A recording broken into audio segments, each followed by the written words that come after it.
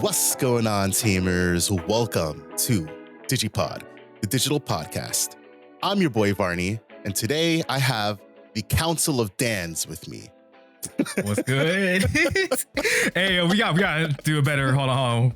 We got Dan Vang, aka was it 5-time regional champion, right? AKA 5-time regional champ. AKA. Wait. I got this. Hold on. This ain't just the Varney Dan Mike show today. No. This is the Dan and Dan show. This is the Dan Squared show. You know. We are looking with Varney at as a side guest. The Dan who got the other regions banned from participating in other regions tournaments. He out here murdering people in Australia. Yeah. He said, listen, if y'all ain't got the work, I don't know what to say. These hands are rated E for everywhere across the world. That's a fact. Everywhere. He just everywhere, he said. He said, Australia can get it, Japan can get it, China can get it. What you got to say for yourself, Dan Vang? I mean, hey, I wish they weren't region locked, but here we are. Oh my God. Anyways, today's going to be a good episode. By the time you guys are seeing this, you guys will obviously already have known that we put out an episode titled Content Creation and the Meta, a deep dive into the Digimon card game, where we spent the last maybe like half hour or so kind of just soapboxing our feeling on the Digimon content creation space. And honestly, to my like complete surprise, that garnered so much attention, so much outreach, so much discussion, which is the entire purpose of what we did. We did our job. We brought it to the forefront, and hopefully, this is going to create some motivation, create some, new stuff, more stuff that's going to be better for the people. For sure. I honestly, though, my intent was for that to reach our audience and to say like, hey, what do you guys want to see from us? So the fact that it got beyond our audience and pulled in so many content creators is honestly really awesome. It's awesome that they sat down, they watched that 30-minute soapbox. Lots of people gave just their honest, unfiltered, unfettered views. And it's something that we definitely needed in this space, especially as we're heading into unification. We're 2 months away. I think April is World Convergence. Mm-hmm. So we're 2 months away from unification. And that is such a big point for us as a card game. And as a content creator community, the one thing we all need to do is embrace that. It's something that I guess I can say no other card game has seen before, because Fusion World launched as a global game, right, Dan Vang? Yep. And Bandai's this is Bandai's second card game in the last 10 years. So this is the first card game that is unifying with a global release. Because I don't even think Lorcana is English first and Japan second. I don't even know if they're not there yet. They're not. They will be eventually, but they're not there yet. Right. We can talk about Lorcana, some Lorcana tea too. A lot of people are mad, but I think... Is it because of all the cheaters and the judging situation? Oh, there's that. I was just talking about the fact that as of right now, you can use different language cards in North America format. So you can technically use Japanese cards in North American format. Interesting. And what's wrong with that? Because they're not unified. Oh, okay. Sure. But, even Yu-Gi-Oh, Pokemon, and I guess Magic, we might as well just throw it in there. None of them are unified set release. So Digimon is the first game that wasn't launched unified that is going to be unified in the middle of its life cycle. Pretty crazy. First major one. So that's a big thing. And it's really going to change a lot of things, not just on the player side and playing the game, but honestly on the content creator side. We're about to get access to things that we haven't had before. We're no longer, in the past and trying to find Asian content creators to look into the future. No, we're all on the same. It's a level playing field. So it's cool stuff. It's something that we really can't take advantage of. We just have to find a way to properly take advantage of it. With that being said, before we get into any of that conversation, we're going to do the thing we always do. We're going to talk about locals. I wasn't there. Pass.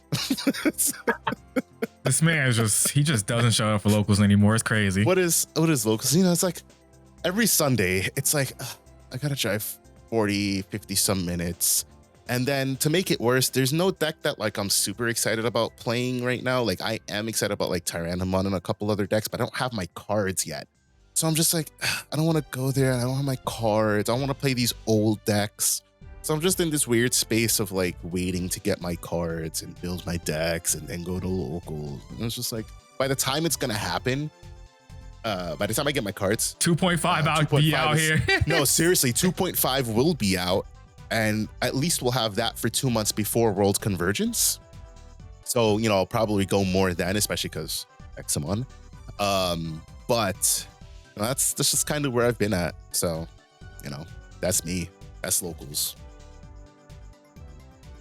Yeah, so because I actually go to locals like every Sunday most times. Yeah, perks of living like, you know, 10, 15 minutes away. Whoa. I got like a whole like 20-minute drive, okay, man. Okay, it's far, you know. Technically by mileage it's like crazy far when you think about it. But anyways, so I saw this random ass deck profile on YouTube. I don't know who it is. I don't remember the name. I would give him totally the shout out for it because it was theirs, obviously. And I played Numamon featuring Gallon X. That was something I was not expecting anyone to be building. I didn't even think about it myself. I was like, this ain't no way this really works. I need to try this out, right? It does. Yeah, it's a thing. It works. This shit is crazy. Low key. TCG Tamer? Oh, it could be. Yeah, that could be the name. The new Numamon deck profile, EX8. That could be it. Yeah. Days ago. Yep. That's it. That's the one. Shout out to him, TCG Tamer. It was a pretty cool tech profile. I unfortunately couldn't like copy and paste just because I didn't have everything he had.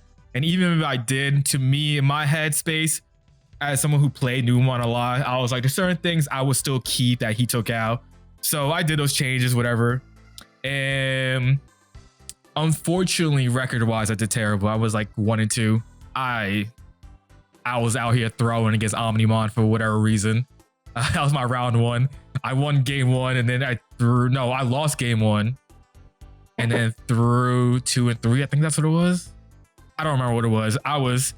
That deck, like, you had to be aggressive, and I just wasn't being aggressive. I was trying to like bait him into the ace plays. That was my strategy. I was like, because he's like, you know, he's a newer player, so I'm like, I could probably get away with shenanigans. And sometimes it works, sometimes it doesn't. And that time it didn't. And he was like hard dropping Omnimon sometimes, or like he had the stuff to play, and I'm just like, I could have dealt with this. I could have dealt with your Greymon on board, but I chose not to. And then it turned to a War Greymon, which then turned to Melgarumon, which then turned to Omnimon, which cleared board. You know what I'm saying? Like, there was so many things I could have done differently, like be more aggressive with it, but I didn't. I was also learning like how Gallon X works, realizing which effects needed the X antibody and stuff like that. So that was a little bit a learning curve, but like I learned it within the first couple times I used it. Pretty cool. I could see why the deck was running more regular X antibody, not Protoform, because you can be aggressive, swing with Mozzie X or Edamon, Evo into it, and then you still gain all those effects basically still, which is crazy. And then obviously when you're at 0 more, 0 less, you gain the protection, which is pretty cool. But man, it adds a lot of aggression because you could do 2 checks easy by, you know, 1 to check and then trash another. You're doing so much DP neg normally, and that just adds to it. And it's also neg 4K at the end of your opponent's turn, which is pretty cool. Plus your own 4K DP boosting. So that was pretty cool to learn how it worked, the card, because I played against it, but it's like one of those things, you know, I'm sure you understand, Dan, like once you get your hands on it, you learn really how it goes and stuff, and then you're like, I get how this works more, like, you know. Trial and error, I do it all the time. Exactly. Yep, exactly. And then round 2, I played against Tyrant. I think it was. I got that W. He had a misplay that ended up costing him the game and ended up winning or something like that. And then round 3, I played lost to Sakuyamon.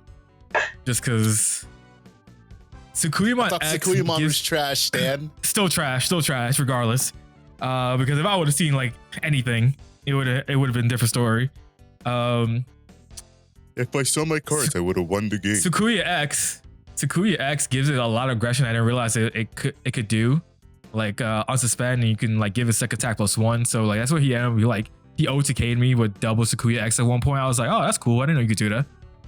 And yeah, and then I had like another game where I like had a complete brick fest. I was like, oh, this is great. This is great. I can't do anything. Just, you know what? Just scoop this up. You know, I wasn't doing anything. He had the whole like God hand and everything. So it was rough.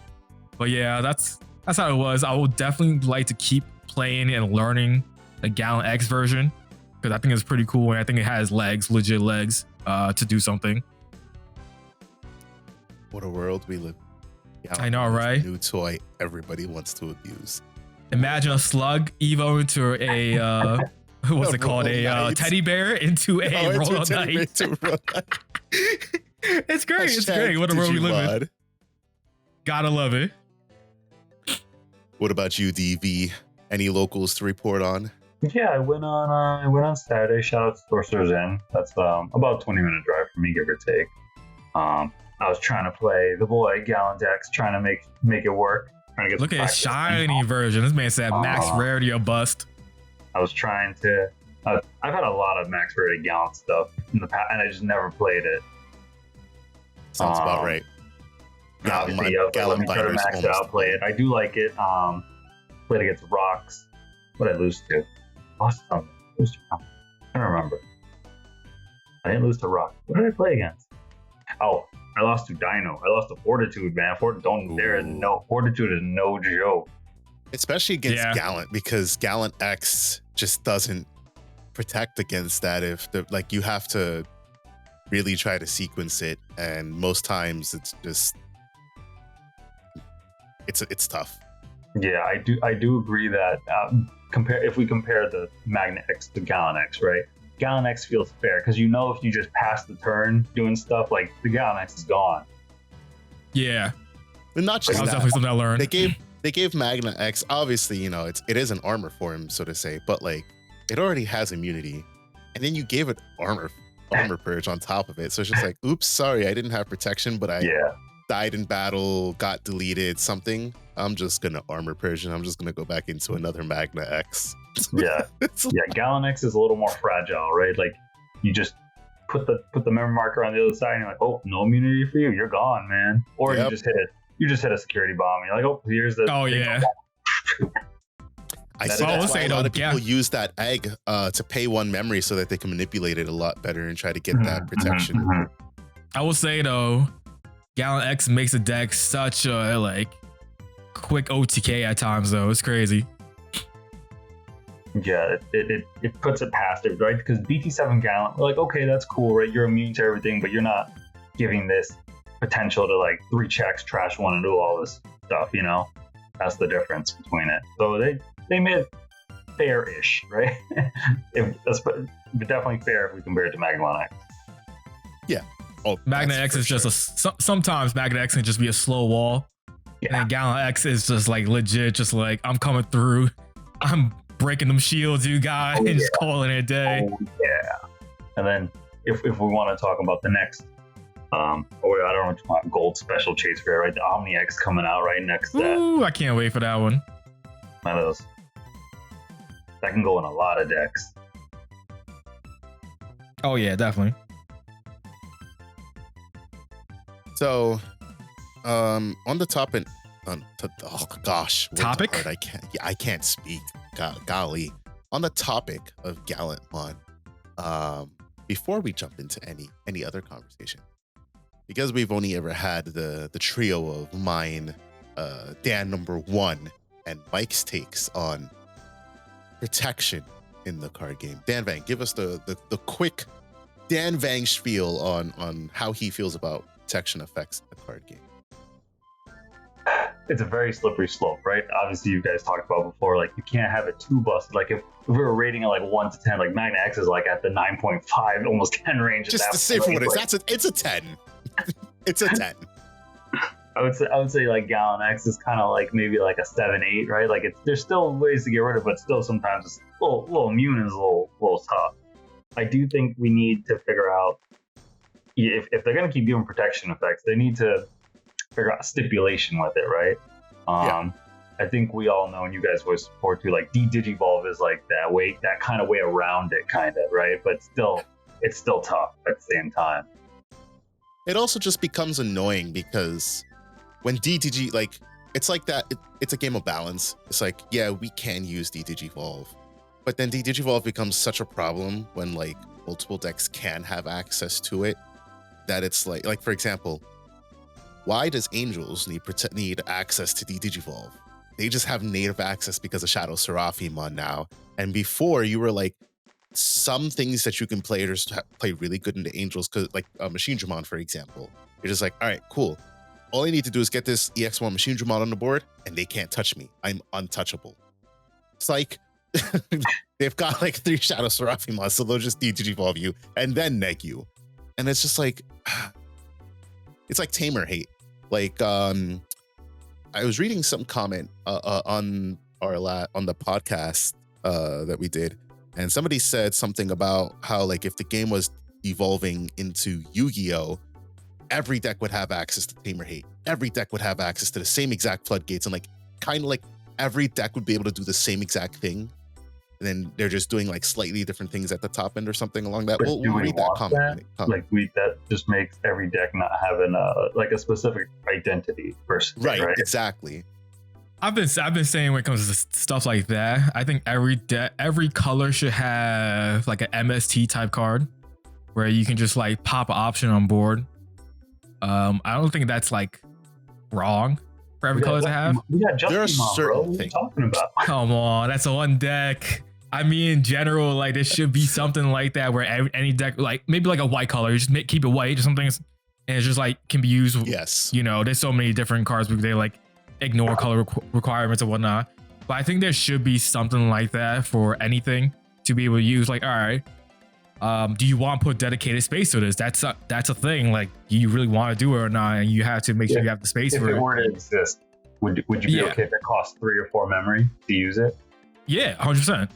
If for an MST, like for me, I would 100% throw like an MST 2 of them or something in a deck, because especially like decks where you don't care about your options as much, like especially for removal wise, but for like a option removal for 3-4, shit, I would, you know. I would do it for 4 because most delay options cost 2 to 3, so I don't want to give the opponent a big advantage of playing it too much. Like I want them to have some sort of drawback. Like you have to pass turn if you want to get rid of this delay option. That's why I said like 3 or 4, right? Yeah. But then, because then you come up against decks like Purple Toolbox, where fuck a memory tamer. I have 10 options in this deck that is going to get me to where I need to be. There's no counterbalance to like options at the moment. Like outside like 1 card or 2 cards, like you said, Justy X. I guess if you want to throw in the Lucamon, you know. But like besides those, like those are niche ass options that you can't play unless you're playing those specific ass decks. So it's kind of like weird. I think there's got to be something for eventually. Yeah, I do think we should have. Like, I agree. Like, I don't necessarily want Tamer hate. First of all, I don't want Tamer hate in every archetype, but I wouldn't mind it if decks could play it at some sort of cost to being able to play it, whether that's it being white or it being something that isn't. Obviously, I don't want that searchable. Like, we look at Cutemon. Is Cutemon? No, it's not Cutemon. Pillowmon. For whatever reason, Pillowmon is a vaccine, which is fair. Okay, whatever. But it's such a good floodgate that is natively searchable, and not many other colors can say the same. That like, here's my floodgate that is searchable by this rookie. And granted, yeah, I mean, we don't have a whole lot of like vaccine data virus searchers like that. But just the sheer fact that you can search a floodgate like that is kind of like, depending on the deck that's being played, it's like, well, there's no drawback to me playing this because it's in archetype, so to say. It's different when it's searched by memory boost. You're just like, all right, cool. You could have taken that Gallant X, but instead you took the pillow. You know? It's definitely like a balancing act when it comes to just trying to put new effects in and balance the old effects. I think like Ace is a great example. I remember when Ace was coming out, everybody was like, oh my goodness, we're getting hand traps, yada, yada, yada, blah, blah, blah. And the general discussion was like, well, why wouldn't I play an Ace card in my deck if I could? And we look at how many decks nowadays that don't play an Ace card because it's just not part of their core strategy, or it doesn't help them, or they don't have space, and they make those concessions. Ace cards are great, but if they were so busted as everybody thought they were originally going to be, every deck would have played them no matter what, you know? Magnologimon is generically good. You can play that in any deck you want. Valk Ace, card still disgusting. What else? Shadow Seraphi, just straight Digivolve, and then it's also a blocker. Like, those cards are great, but not every deck is playing them. There's a reason for that. It's funny, I was actually looking at I was talking with DGU Dan about the different formats that Bandai was exploring back when they were like taking the survey for the Ultimate Cups. They had a format called counter timing, and I was like, for those of you who don't know, counter timing format that Bandai had proposed was you can set option cards face down when your opponent attacks. You can use those option cards, but you have to meet the color requirements and pay the cost. And I was like, oh, that was like, I think that's why we had blocked formats for Ultimate Cup. So that wasn't even like last year. That was like a year and a half, 2 years ago. So they were thinking about stuff like that, different mechanics, Ace, how to balance it early, like way before BT14 when it was introduced, which is cool. We think sometimes they don't, not we think. We know they don't really test some of the stuff that they come out with, at least across various sets. But they were thinking about this stuff before it actually came out. That was pretty cool. Yeah, I can say that, for them, right? Dragon Ball Masters was one of the first like Bandai games. So I think they always kind of look at that as a foundation sometimes. Okay, like what mechanic can we use for this for a different game? Like, obviously, we can talk about Gundam later, but we can see how Gundam has taken like pieces of different Bandai games and kind of used it for their rules, essentially. Yeah, you know what I can appreciate that they took and the lesson that they learned. The moment in Dragon Ball when they introduced Barrier. For those of you who don't play Masters, Barrier is such a disgusting keyword because it literally says this card cannot be chosen by your opponent's skills, right, Dan? Mm-hmm. Correct. After introducing Barrier and realizing how great a keyword that is, they introduced a non-keyword that defeats Barrier called choose one of your opponent's battle cards, ignoring Barrier. Oh, that's great. The worst is that for Dragon Ball Fusion World, there are yellow cards. Again, I think the first one was like Majin Buu in set 3 that has Barrier. And I think set 4 had another yellow card that has Barrier. With that same effect? Yeah, Barrier is the same thing. Oh, that's great. Dragon Ball games. It's like you can't choose side effects or skills, which is still like annoying. But I don't think Fusion World has had ignore Barrier skill yet. So it's that's crazy protection. That's way better than Back X, in my opinion. Right. That's how bad it was. Barrier, and then they're like, shit, that's a problem. Hey, choose any battle card ignoring Barrier. You know what else is funny?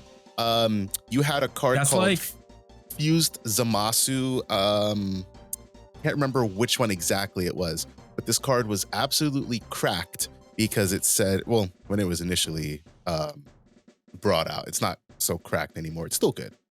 It was indestructible. Mm-hmm. And indestructible means it can't leave the battle area by any effect or by battle, right, Dan Van? I believe so, yeah. It's quite literally like almost a god keyword. But there are things that you can do that can still remove it with ease. Like not even like, oh, I gotta go do that. No. I can't. Is it maybe green or there's some color that can literally just pluck it out of the battle area, no problem, because it circumvents like the rules. And it's just like, these are cool mechanics, but like if you needed to like implement other things to get around this keyword, like why did you bother introducing it? That's like Yu-Gi-Oh when they started making monsters that were like can't be targeted by effects. And so the way they got around it was like non-targeted removal. I'm just like, oh, so I could just delete something just cause, but not target it.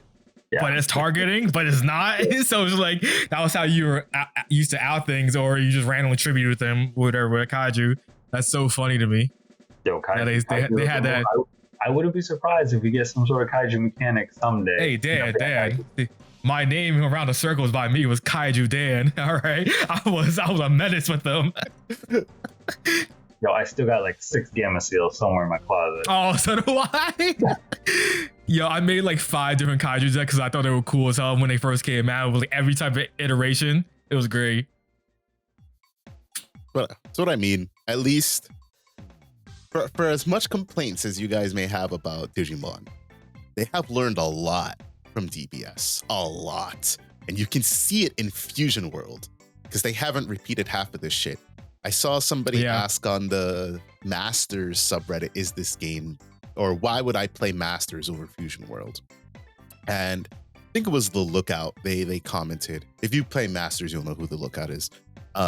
They were like, why would I want to play a game that has so much less complexity and so much less text on the card compared to Masters? And that's fair, because Masters is definitely a lot more complex, but not without its flaws.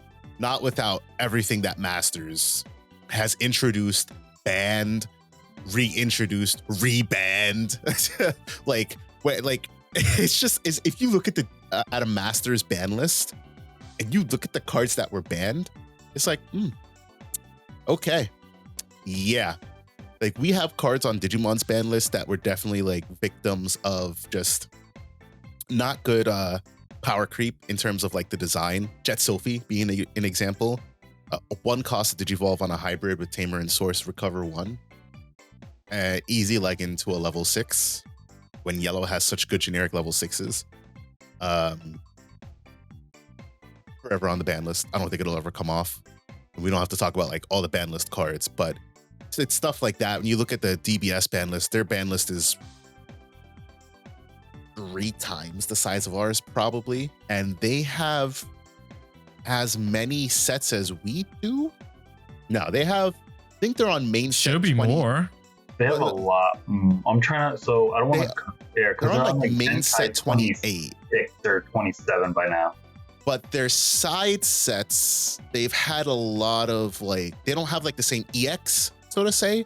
They have like, I guess like smaller like collections and stuff like that, where they introduce newer cards. Some of the collections are bigger, some of them are less, some of them, but they have a shit ton of promos. Like compared to us, like we, people complain about Digimon, but your old Digimon, like there's a promo problem. Like they got like a lot of promos. Like it's worse for them depending on what season it is. Like sometimes you're like, there's like 10 promos and like 6 of them are good, but we still only get 1 promo card per pack, right? Yeah. Which is like useful for them. That's a very big thing, and it's a lesson learned. The point is, it's a lesson learned for them from Masters into both Digimon and Fusion World. Of course, there are other card games, but you can see them not repeating some of the same mistakes that were made. So with that in mind, before we hop into our main topic, let me tell you about our sponsor, DigiGuard United. Oh wait, that's us. If you guys don't know, we run weekly tournaments. They're called the Tamers Battle League. They run every Wednesday and Friday at 7 p.m. Eastern Standard Time. Wednesdays, that's me and Dan. We're host Dan number 1. That's us just chilling, shooting the shit, and watching y'all play some Digimon while we hang with stream. We try to commentate, but real talk, It's so hard to fucking commentate with y'all. People like Dan Vang want to distract us talking about Superman, you know? Yo, it was not.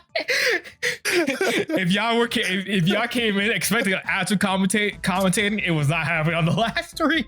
We really do try, but all it takes is somebody asking some question like, so how do you guys feel about Batman versus Superman? And it's like, oh, here's the soapbox. Here's the floodgates. The floodgates. The trailer, bro.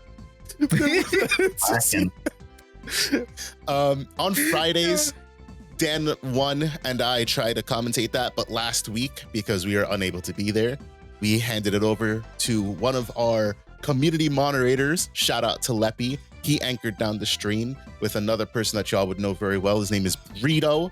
That is the Beelzebub Baron. He was on commentary duty and judging duty for TBL. And they did a very good job. They kept it entertaining, kept it straight. They did way more commentary than we did. way more commentary. But it's a cool time. And it's a fun time. You guys can feel however you want about webcam locals. We do our very best to make sure that people aren't cheating. I have a no cheating policy whatsoever. If I find somebody accused of cheating, done. That's it. You're out. No second chances. We don't do that here. And the same thing with webcam setups. You know, we had a little bit of trouble with people and their webcam setups. We're trying to be a little bit more strict about that. And so far, they've seemed good. We haven't had to get on anybody's back, which is great. You can be sure that the DGU space is a safe space to play. So come on over, play in our tournaments. They're $10 entry. There's different tiering prize outs. Basically, I think at like 8 people, we run an early registration raffle. At 12 people, I think there's a participation. You get a $5 store credit to our store. There's all sorts of stuff. If you guys are interested, you can check out the link in the description down below, rather than me try to sit here and explain it because I don't remember anything. Anyways, let's talk about that main topic. So, like I said at the beginning, we talked about the content creator space. And I guess before we jump into the comments here, Dan Vang, I presume you watched that portion of pod. Give me your Did you watch the whole pod though? No. Yeah. The whole pod don't matter. Hey. Give me your quick thoughts on what was said and how you feel. What would your response be? Sure. I can sum it up just really, really short. But I think right now it's the new frontier, right? Everything's newer for everybody. And I think for us, we may have, for our North American side, Western Hemisphere side, we may have a little bit of an ego and we think we can craft better and have more opportunities to create decks that may succeed in our field, right? At the end of the day, like you guys touched on too, like we like to build to win. Fun is great, but we want consistency as well, right? We've looked at other lists that people may have used in the past in a quote unquote future format, right? And we kind of fine tune it for ourselves, right? And I think that's important that going forward, that it's nice that we'll have more opportunities, more people, and especially obviously we'll touch base upon all those comments as well, right? That it's nice to have everyone have similar ideas, or at least be on a similar side of what's going to progress, right? And it actually was pretty refreshing that pretty much almost every content creator relevant in the game was like, this is my take on it, right? And that was very refreshing for me to read and see as well. Yeah, for sure. I think it's also like kind of inspiring to people who aren't content creators, who do happen across that podcast and they read in the comments and they see, oh, hey, look, it's Risu. Oh, hey, look, it's Digipanda. Oh, shit. There's Zenitsu. Oh, shit. There's Mario. There's East. Well, East, but not under our comments, but like elsewhere. He did but article, like even, oh, shit, East got it on this. Like, it's crazy. And I think like as a viewer, as a player, as somebody to just enjoy the Digimon content creator space, to see the creators come together and to see all these names really let it resonate with them in a positive way, because nobody said anything bad. It was all positive. It was mostly positive feedback. Yeah. We'll get there. It's really cool. Oops. And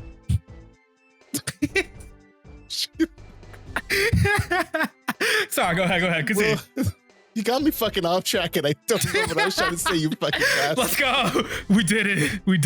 TLDR. It's cool. It's awesome. We're gonna go over those comments now. Starting from, for me, the bottom.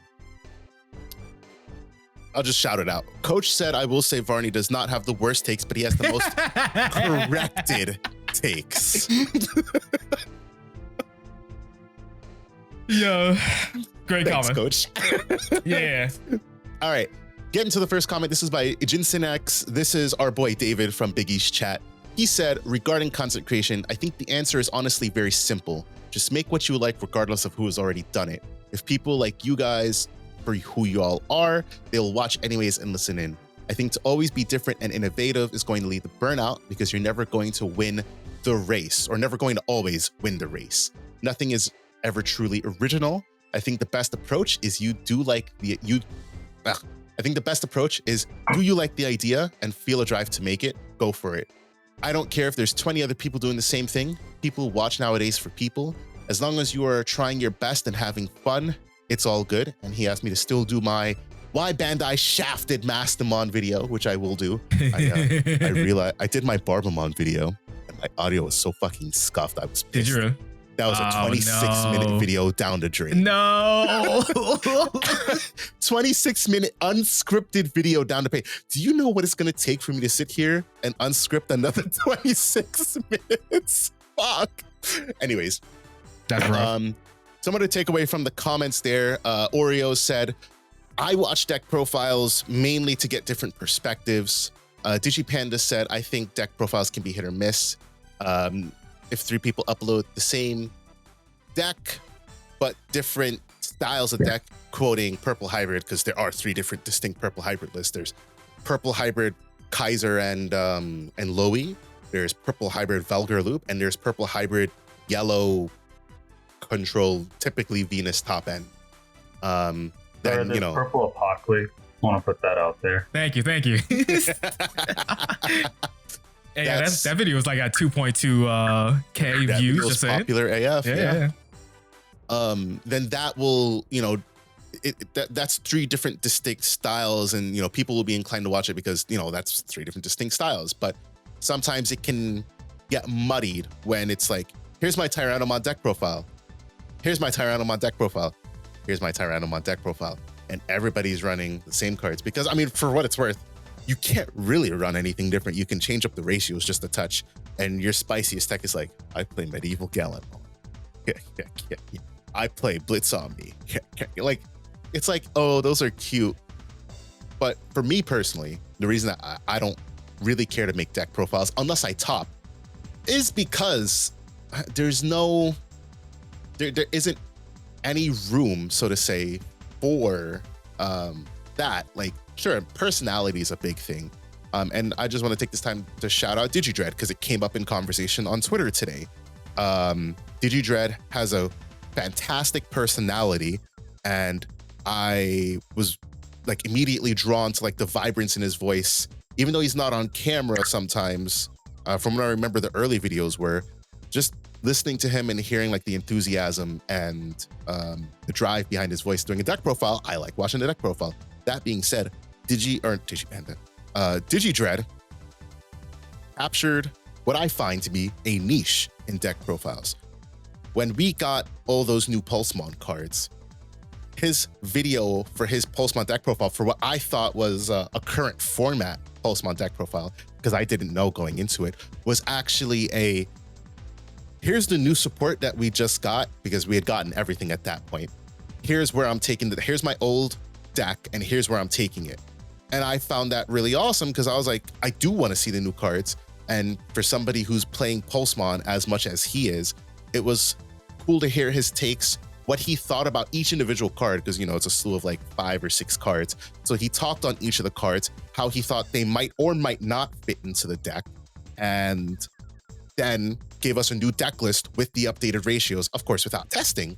But, cool, different take. It's not just, here's my 50 cards, here's what the 50 cards do, bada bing, bada boom, And I think that for me, that part of deck profile content creation is like, where it's like, I'm not really watching a deck profile.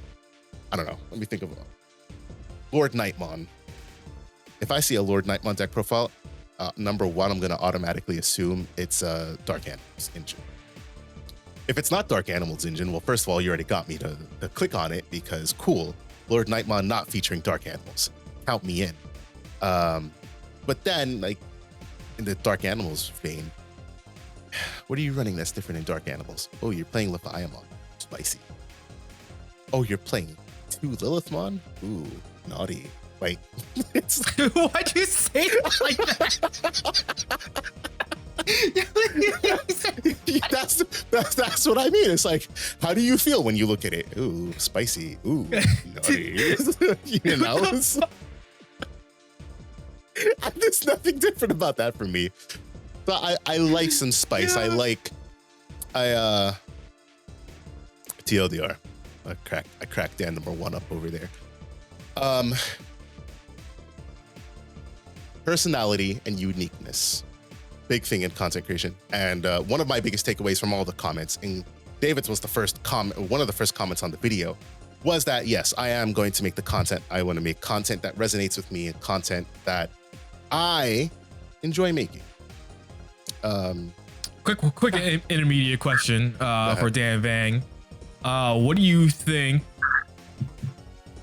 Like, what do you think is going on with like content creation for Digimon right now? Like, do you think it's in a like good space, bad space? Is it trending in a good direction or maybe not? Like, what do you think is going on with it right now? I think it's all right. I think there's always things to improve on, right? Like you guys touched on with the whole video and what we're talking about, what everyone's saying is that now we have more opportunity, right? The fact that a lot of people are going to be watching each other's videos and other content creators now because we have that opportunity to really create new decks, new formats, everything like that, because now we're going to be caught up once we hit world convergence. I do think that most content creators have their unique situation, unique way of presenting their content, right? Which is why you attract your certain audience and you kept your certain audience, right? You can always change it. Like, obviously, like Barney's saying, like, you guys don't really do deck profiles like that, right? Obviously, unless one of y'all top, which obviously we know, we've seen some of those. But it's one of those things that you stick to what you like, you stick to the format, and that's what people tune into you for, and that's what they like to do, right?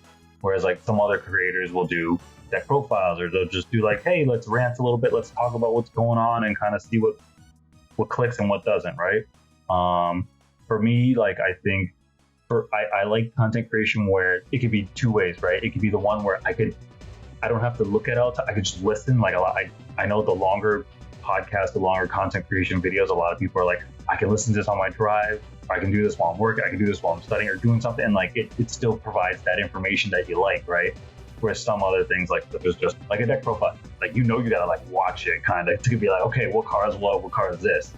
I do think, like you were saying, sometimes deck profiles can get a little stale, not because like it's just the way people present it. Sometimes like 50 cards, 1 this is what it does. Okay, we're done, right? I personally like, for lack of a better term, like a slideshow format. Sometimes it's kind of nice. Not many content creators in Digimon do more of like a slideshow kind of thing. Like, okay, I know some do it. Some are eluding my head right now, but there are some that do that, and it's really nice where it's like, okay, this is the rookies, this is this, and then they can combine it at the end. I know some people don't like that because like, I just want to see the 50 cards, without listening. Yeah. Which I'm like, I get it sometimes, but also like you want to know the why, right? Which is why like people can pick up Gallon X and still suck at it. Me. So that's what happens sometimes, right? So I do think it's in a good space. There's always room for improvement, right?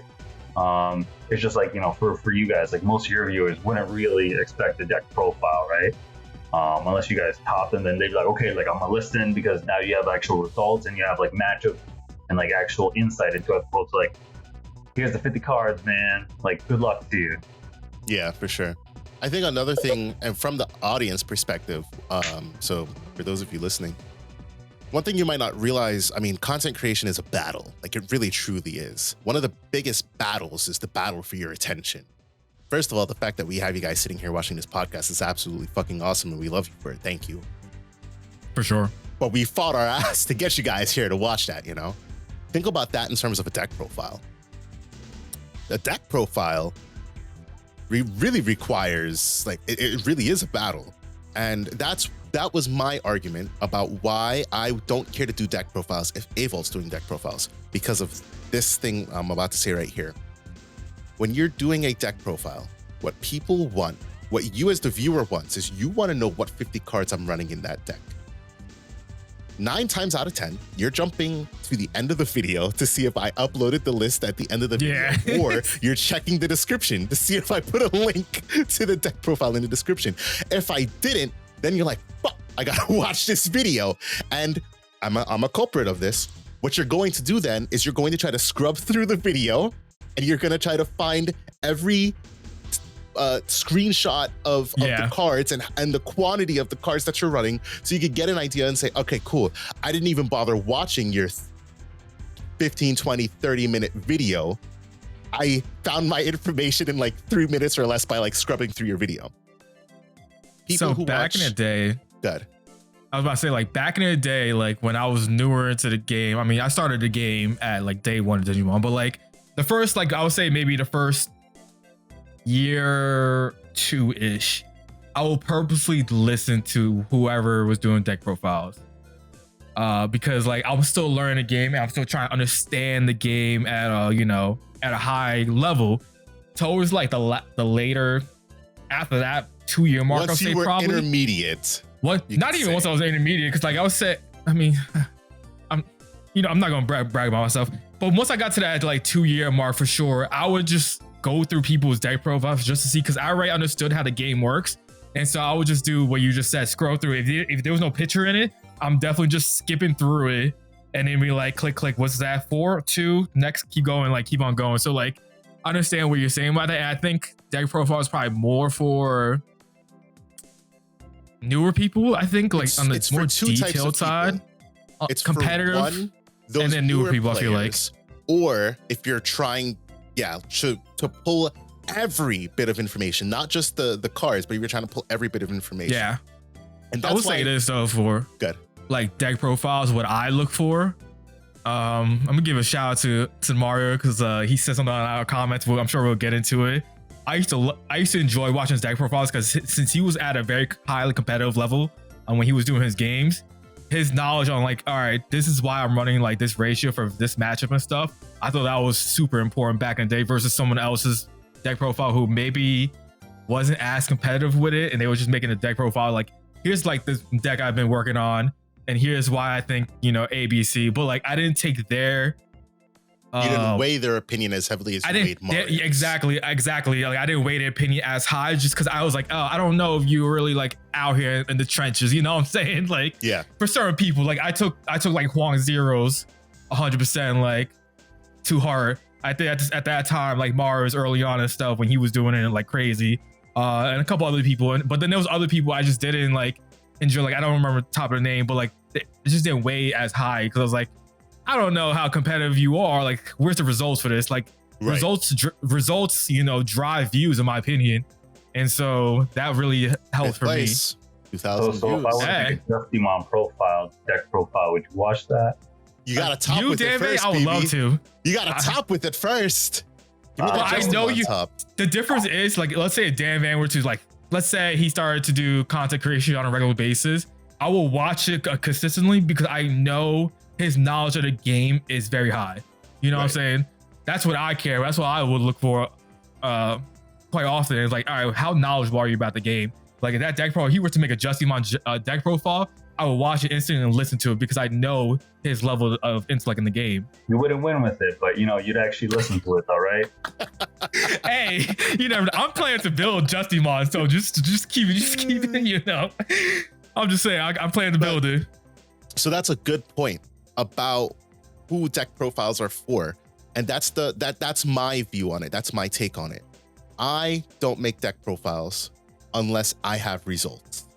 I don't play enough, so I don't feel comfortable making a deck profile to say, hey, here's what I thought of. I didn't play this, but go have fun. And that's no slight against any creator who may do that or may not have a lot of playtesting in a deck and then they make a deck profile for it. No slight against them. that's just how I feel about making that deck profile. That's why for me, the only time I make a deck profile is if I top or I do really well with it, or I put time into it. There has to be some sort of investment for me. Lilithmon, for example.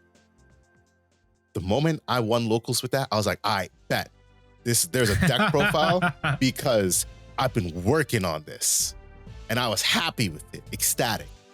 But like, you know, I don't know, nature spirits. Even if I had won that locals with nature spirits, I would not have been inclined to make a deck profile on it because I just tossed it together. It's the one locals. It was EX8 release weekend, as everybody, like, I don't care. The only reason I did make one on it, and spoiler, if you guys aren't aware, I have a video. It's called Deck Talks, Nature Spirits. And it's I called it again? Deck Talks. Deck? Oh, okay, I was just making sure you were pronunciating correctly on that one. It's called Deck Talks, and I called it Deck Talks because I spend the first 15 minutes basically doing a talking head video with my thoughts about the deck, and then the last 15 minutes I do the deck profile. I wanted to do it that way because I think there's a lot to be said. I mean, I had went on an NSP. I forgot I recorded this video. I thought I scuffed this video. But the only reason it's coming out is because I didn't scuff it, and I wasn't just going to throw away good footage. But I had went on a NSP rant on pod, so you guys are going to kind of hear some of the same things. But the only reason I made that was because I really wanted to like talk about my feelings about the deck and things that you can't really say while you've got the cards in your hand. Like it can kind of lead to bloat. So the way that I look at it, Dan one, is if I'm watching somebody and they have like, I'm just gonna use a random card. They have this card on the screen for like 5 minutes and they're just talking about something that is somewhat related but isn't related to the card. I feel like I'd be off put by that because I'm like, come on, move on to the next fucking card. I want to get through the deck profile, you know? So I did a talking head at the beginning so I could talk about everything before I actually went into the deck profile to then kind of just say, here's the ratios, and here's how I felt about those. Here's how I felt about maybe playing more or less or cutting this, like just I guess more of the technical aspects of the deck building rather than like the theoreticals, so to say. So check that out. It is on the YouTube channel. I think if you're not a member, that won't come out until, I don't know. I'm not going to hold you. It might not come out till next week. But if you're a member, go check it out. And if you're not, maybe consider, becoming a member. You get access to some special stuff. But yeah, that's how I look at making deck profiles. I don't want to make a deck profile because I'm not trying to compete for someone's attention when I know that they can go watch. If I haven't put the time into the deck, they can just go watch Avolt and actually enjoy watching the deck profile. It's eye candy. Eye candy is everything. The visuals are everything. If they're going to sit there and watch a deck profile, they're going to watch Avolt's. They'll watch mine, yeah, sure. If they like me or if, they were interested in my takes on it, they're trying to do a little bit of research. But for me, the value proposition isn't there. I'd rather just hone in on one deck. And then, for example, Magnumon Armor is when I almost topped with it. Air quote top. It was a top 30 too. I was 17th place. I bubbled. Is that the one where you cooked me or is that a different one? Yes, that was the one where I cooked you. DGU is 2-0 against Dan Vang over here. It's real. I think Varney cooked me twice. Oh, I think I did cook you twice, so I think we're 3-0. Let's go. But like that was an awesome series, and that is the type of stuff I would love to do. I called it a Digi Breakdown. It was a 3-part series because the first part was, this is how I fucking built this deck, and it was the middle of the night, and here's how I got everything together. And then the second part was, here's the actual deck profile, what you guys actually want to see. And then the third part and onwards were match reviews. I much prefer something like that as both a content creator, but also as a viewer. Like, if I were to find somebody who said, hey, here's this deck, here's how I made it, here's my ratios, and now I'm going to show you every match that I played with to get here. Like that, to me, like that's what I want to see. And, I'm hoping I can get into some more, I'm hoping Bandai gives us some more regionals, because I'd love to be able to record that more often and be able to do that content more often. I would have done it with Lilith, but I just wasn't, because I when I tell you I was labbing Lilith for a while, I played Lilith in like 3 or 4 big level tournaments, and it wasn't at the point that I was comfortable with it just yet. And it sucks because I feel like if I had like 1 more month of competitive play with Lilith, I think I might have been able to do something with it. Unfortunately, events ended, and I that was right around the time that I was moving. I didn't get to experiment as much as I wanted to, but enough about that. Mario's comment, what Dan was talking about. Mario said, "My content sucks," frowny face. But for real, this is the type of conversation that needs to happen. I've been discussing this quite a bit lately, and I think unification will help breed some really cool ideas. I got some plan. And I agree with that. Mario, I do still watch Mario's content. Yeah, I watch the market watches. But I do miss the deck profiles. I do miss the competitive side. When it comes to competitive players, I acknowledge Mario's stature as a competitive player. I watched also with Dan, probably every deck profile he put out, whether I was actually interested in the deck or not, just because I was like, all right, what fucking bullshit do you have planned now? You know, what's your thoughts on it? Like just all that stuff. And I think he has a Patreon. I don't remember. Yeah, I think he still does. Like gameplay, and he might upload deck profiles there as well. But just on the free YouTube side of things, he doesn't do it anymore. And there's reasons that he doesn't do it anymore. If you're interested in that, go check out his channel, because you can clearly see the videos where he's doing a talking head about various things. He's very descriptive when it comes to anything that he's addressing in his video titles. So you won't struggle to find it, trust me. And I do agree. Unification, I do think will make things a lot better. Just Nana Please says, in the content space, I agree with Dan. A lot of digitubers are snooze fest. Don't stroke Dan's ego. Don't stroke his ego. No offense to any of them. My ego's already on 100, so it doesn't matter. Yeah, especially because he just got Luka Doncic. Oh my God. We about to be going to we about getting chips the next 10 years, baby. Bowl. Hey, at least I'm a realistic Lakers fan. I'm like, Dallas Cowboys fans. My God. Hey, I mean, I just want to say, my heart, if you're listening to this and you're a sports fan and you're a Mavericks fan, I'm so sorry.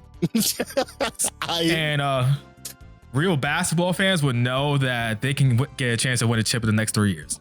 Sure. I don't know any. I'm saying sure, and I agree with you. I don't know anything about basketball like that. I'm a dirty Sixers fan, so unfortunately, I live in perpetual poverty. Disappointment. Perpetual disappointment. My biggest hope right now is that the Eagles win the Super Bowl, so that I have something to brag about. They're not, because the last time the Eagles went to the Super Bowl, the Phillies lost the Phillies lost the World Series, and the Sixers got booted out by the Celtics, who then went on to win. It sounds about like Boston. Fucking NBA championship. So tough time being Philly sports fans. Hopefully, yeah, don't worry. This Sunday coming up, they're gonna get smacked by the Chiefs too again. I will reserve any comments because I am not your typical Philly fan. That being said, where did I leave off? No offense to any of them. They out of everybody. There's like 3 to 4 good ones, and everyone is trying to either catch up or just obscenely dry. I have moods where I want to throw on a DigiVid, but I'll try out a new content creator, and it's just like, ugh. I just think the space needs either fresh ideas or fresh personalities. Sorry, but the space doesn't need the locals champion deck profile of a deck we already know is tier 1. This is also a personal gripe, but I need a lot of them to step up their production value. At the very least, do better thumbnails. There are so many creators with thumbnails that look like they just discovered MS Paint. I like to include y'all in my list of good digitubers. We appreciate that. Yeah, buddy. Have more personality than a lot of the others, which puts y'all ahead in my book. DigiPanda's response was, I agree with this to a certain degree as well. There are many creators who've been here with the game since its infancy, but at the same time, if you're still using the same thumbnail styles from 5 years ago, I feel like you haven't grown or adapted to the content grind. That being said, it's all about perspective. Is the purpose of the thumbnail to draw people into your channel? Generally, a thumbnail helps with getting more views and clicks. but I've grown to kind of love creating thumbnails because of the cool wallpapers they can be. Nana responded 5 hours ago. So the new response, I didn't get to see this. Yeah, I saw that before. I feel it. The thumbnail should be to draw people in. I've discovered so many new YouTubers just because they had an interesting thumbnail for a video on my homepage. In my opinion, if you are really into the content creator space, having a good thumbnail is a necessity. Thumbnails essentially act as a billboard and the promo. On your point as thumbnails as wallpapers, I think those make for great ones too because they stand out. A perfect example of this is some of Huang Zero's thumbnails that are unique in the DigiTube space, and they could definitely function as a wallpaper playmat. Spoiler, Huang employs, I say employ, but I mean that very lightly. But his thumbnail artist, I think his name is Lumchops, first of all, is fucking amazing. But yeah, he does do, some of those thumbnails do end up becoming playmats, if I'm remembering correctly. I know because they have a Twitter account where they post their art. It's really nice. It's so every time Huang Huang is one of those people too, where like when Huang drops a video, you best bet that 9 times out of 10 I'm watching it. Royal Knights, for example, he this didn't have a unique thumbnail, unfortunately. Like unique that Lumchop did it, but he dropped Royal Knights, and I was like, all right, gotta watch that. Let me find one that I can use as an example though. Ukomon is Bloomlord's support. You don't even need words on that thumbnail. When you look at the thumbnail, you're like, what the? You're like, all right, bet, like, I gotta check this out, you know? Or, what's another good one he had here? There were some like really fantastic ones that he had. I think he had like a one with like Jessmon or something like that. That was pretty cool. Probably was because Jessmon is his favorite Digimon. So yeah, it would make sense. But like a lot of the, oh man, just looking at like BT10 era, all of these thumbnails are custom and they're so fucking good. You really don't even need, yeah, here it is. 2 years ago, Jessmon deck profile for BT10. It's Jessmon doing the salt guy sprinkle. Yeah. It's like, the thumbnail speaks for itself. The downside is that good thumbnails require one of two things: money/time, or you to do it. And 9 times out of 10, us as creators can't do that. I can speak on that as a creator. I think the perfect example are these podcasts. When I used to upload these podcasts, I just took our background that you're seeing here and I slapped some words on it. I said episode whatever, and I put the title on. And to me, that was enough. And then one day I wanted more. I was like, we need more people to watch this. I know more people can watch this. I don't know what video it was, but I was like, let's change this up. Let's do something different. And ever since then, I haven't gone back. And it's been great. I do enjoy making thumbnails to a certain extent. The worst part about thumbnails, the thing that like gets me upset, it's a minor gripe. It's just that sometimes I spent like 4 hours making a thumbnail for no good reason. And the worst part was at the end of 4 hours, I looked at the thumbnail and I was like, I wasn't even like entirely happy. This was for the Gundam channel. I did a beta box opening. I was like, I don't even know, like, I don't know what I want as the thumbnail. And at the end of it, I looked at it and I was like, I mean, I'm not unhappy with it, but I've done better. And I look at some of the thumbnails that I've done and I'm like, oh man, like that one was goated. That one's good. Like I did this one. So Dan did a 2024 retrospective. And I'm looking at the thumbnail right now and I'm pretty happy with myself. I saw it. I'm pretty happy with myself. It's simple, but I think it speaks. I think it says a lot. Yeah. I might need to put words because, we don't have the art to speak for us just yet. Hopefully at some point, I too can find a permanent thumbnail artist to draw us awesome thumbnails for every video we put out. But we're not there just yet. Or not only we're not there just yet, finding people like that is tough because everybody's busy. I know Lumchop gets busy. I hit up Lumchop and Lumchop was like, I'm not taking commissions. I think I was also just trying to hit him up for a playmat and he wasn't taking commissions, but stuff like that. Another one I'm really happy with, Dan's 5th place deck profile where I threw all the Ultimate Cup cards and 8 box hands, just like with the yeah, that was pretty cool. I gotta capture that essence. Why do I only get the crust? Psych! I got all the Ultimate Cup cards except for the Susano. No, except for that one, and then the the Susano. Mode. Yeah, the Susano in the burst mode. Yeah. But like, I do have fun creating thumbnails, and I agree. Sometimes looking at thumbnails, I'm like, this doesn't inspire me to want to watch this video. And the goal, generally speaking, for me when I create thumbnails is I got to get people to watch this video. I got to make it look like it's entertaining. I got to make it look like you should pop in here. But sometimes it's so hard. It's like, what the hell am I going to put on this? And I will spend 4 hours just trying to think about what I'm going to put on a thumbnail. Dan Vang, do you click on video just because of thumbnails? I'll be very honest. Usually the thumbnail, it has to be a thumbnail or title or both, right? Like if it says like, I don't know, if you put something that says Imperial Digimon or you put something that has an Imperial Digimon thumbnail in it, I will click it. I don't know if I'll watch it, but I will click it. That's a guarantee. All right, Barney. Got the click. Every single video from now on, we just got to throw Imperial Digimon in it. I think, and realistically going forward, right, we probably will see more Virus Imperial, like, files, everything, right? So I expect to see a bunch of those coming in, like, literally probably like 2 weeks or less. Like, okay, here's my version. But thumbnails are usually the ones, right? Because realistically, we're a lot of us are just visual kind of people, right? You see something that kind of like clicks, you're like, ooh, this looks nice. And then you maybe read the title and you're like, okay, like, I'm in, right? Yeah, for sure. Thumbnails are, honestly, you could say thumbnails are probably not even half the battle. I would say thumbnails are close to 60 to 70% of the battle. Yeah. Like for certain people, I would watch, doesn't matter what thumbnail looking, just because like I know it's gonna be some like good content. Here, but like example, random people that I don't know. Profile. Like that Digi-Tamer, the TCG Tamer, the guy with the Numemon deck profile. Yeah. I got caught because of the thumbnail. I was like, and then I saw the title. It's like Numemon. What we doing with this? You know, the important part is he doesn't mention Gallant X in the title. He doesn't.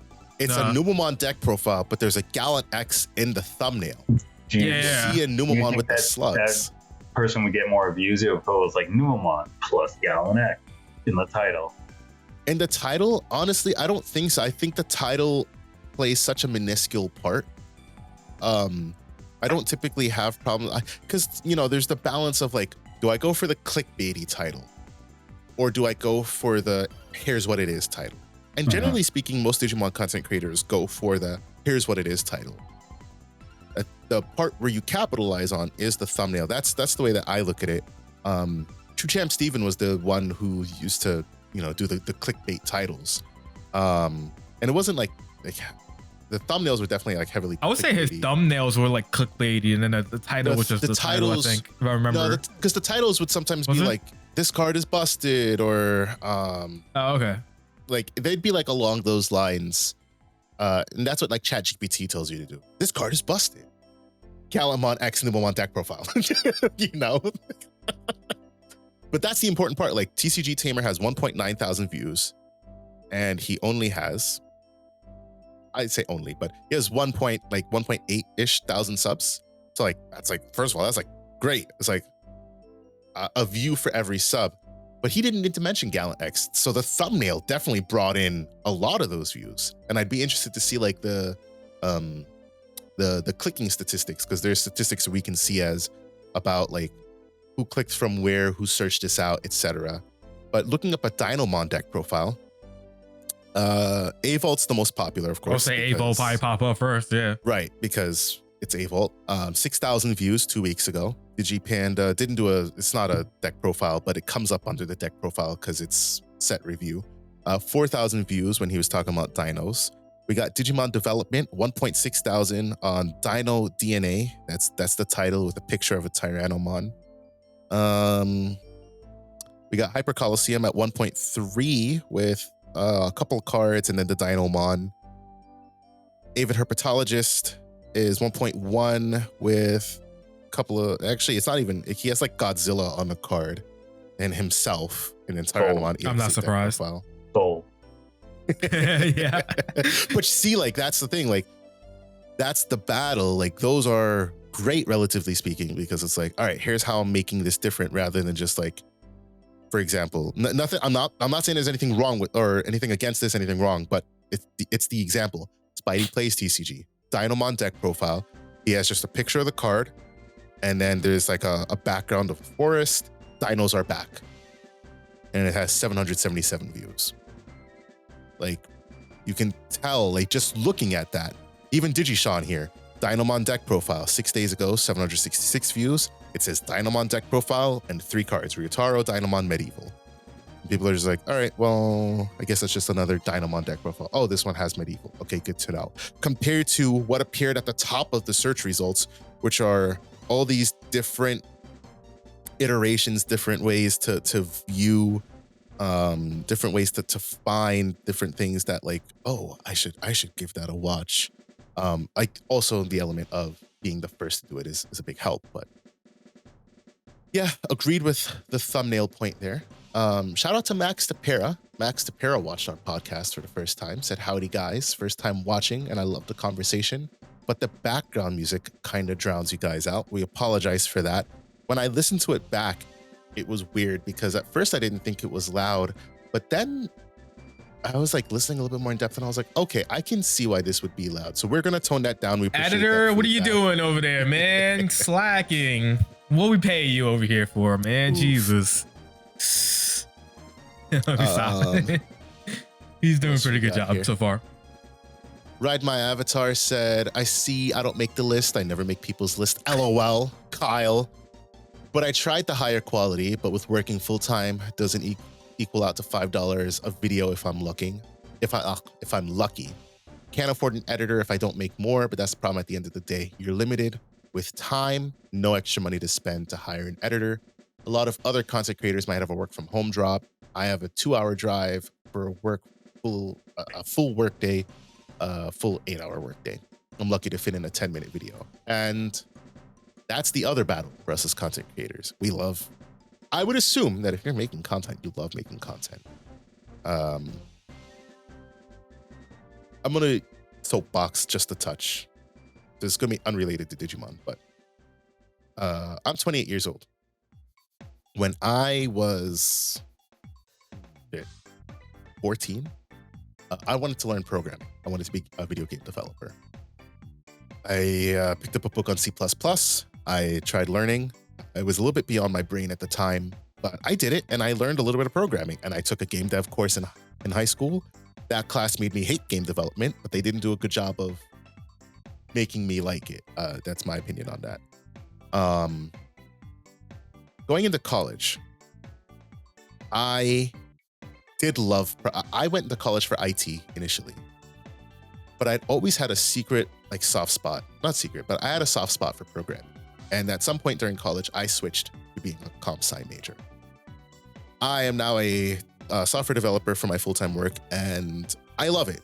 My first job that I got as a software developer, I fucking hated. It was my step in the door, but I was a support developer. For those of you who don't know what that means, it means whenever you say something's wrong with X, I fix X. That was horrible, mainly because that application was fucking horrible. It was shit code.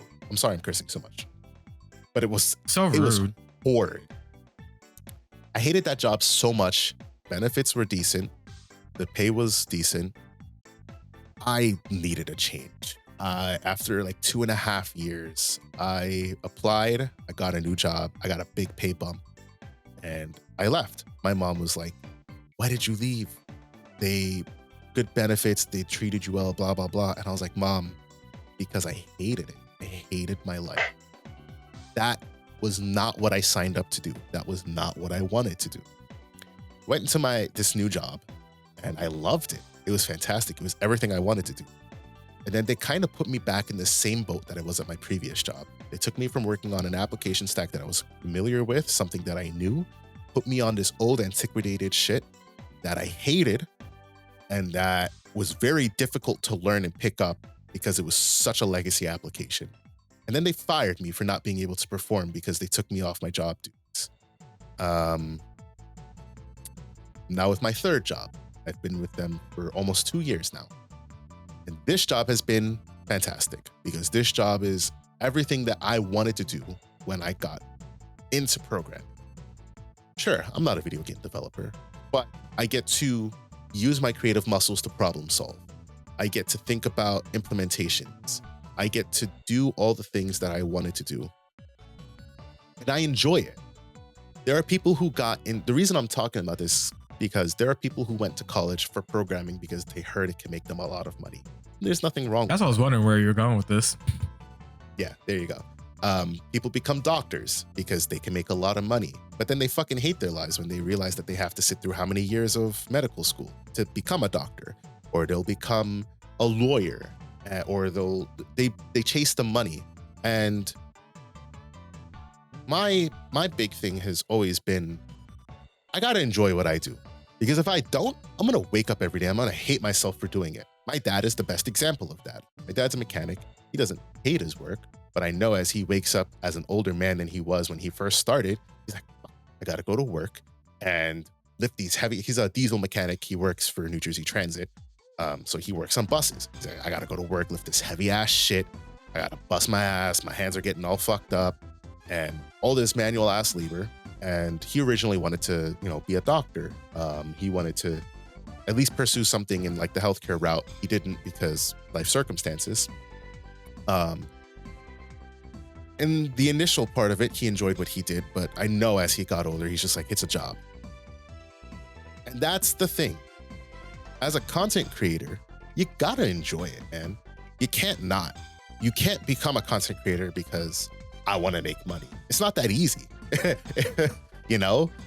it were that easy, wouldn't we all, so to say? I became a content creator. If you guys know, there's what the fuck is the channel called? I think my old channel is called King Bay Night, some shit like that. My YouTube the Beyblade channel? Yes, my YouTube channel on Beyblade. Yeah.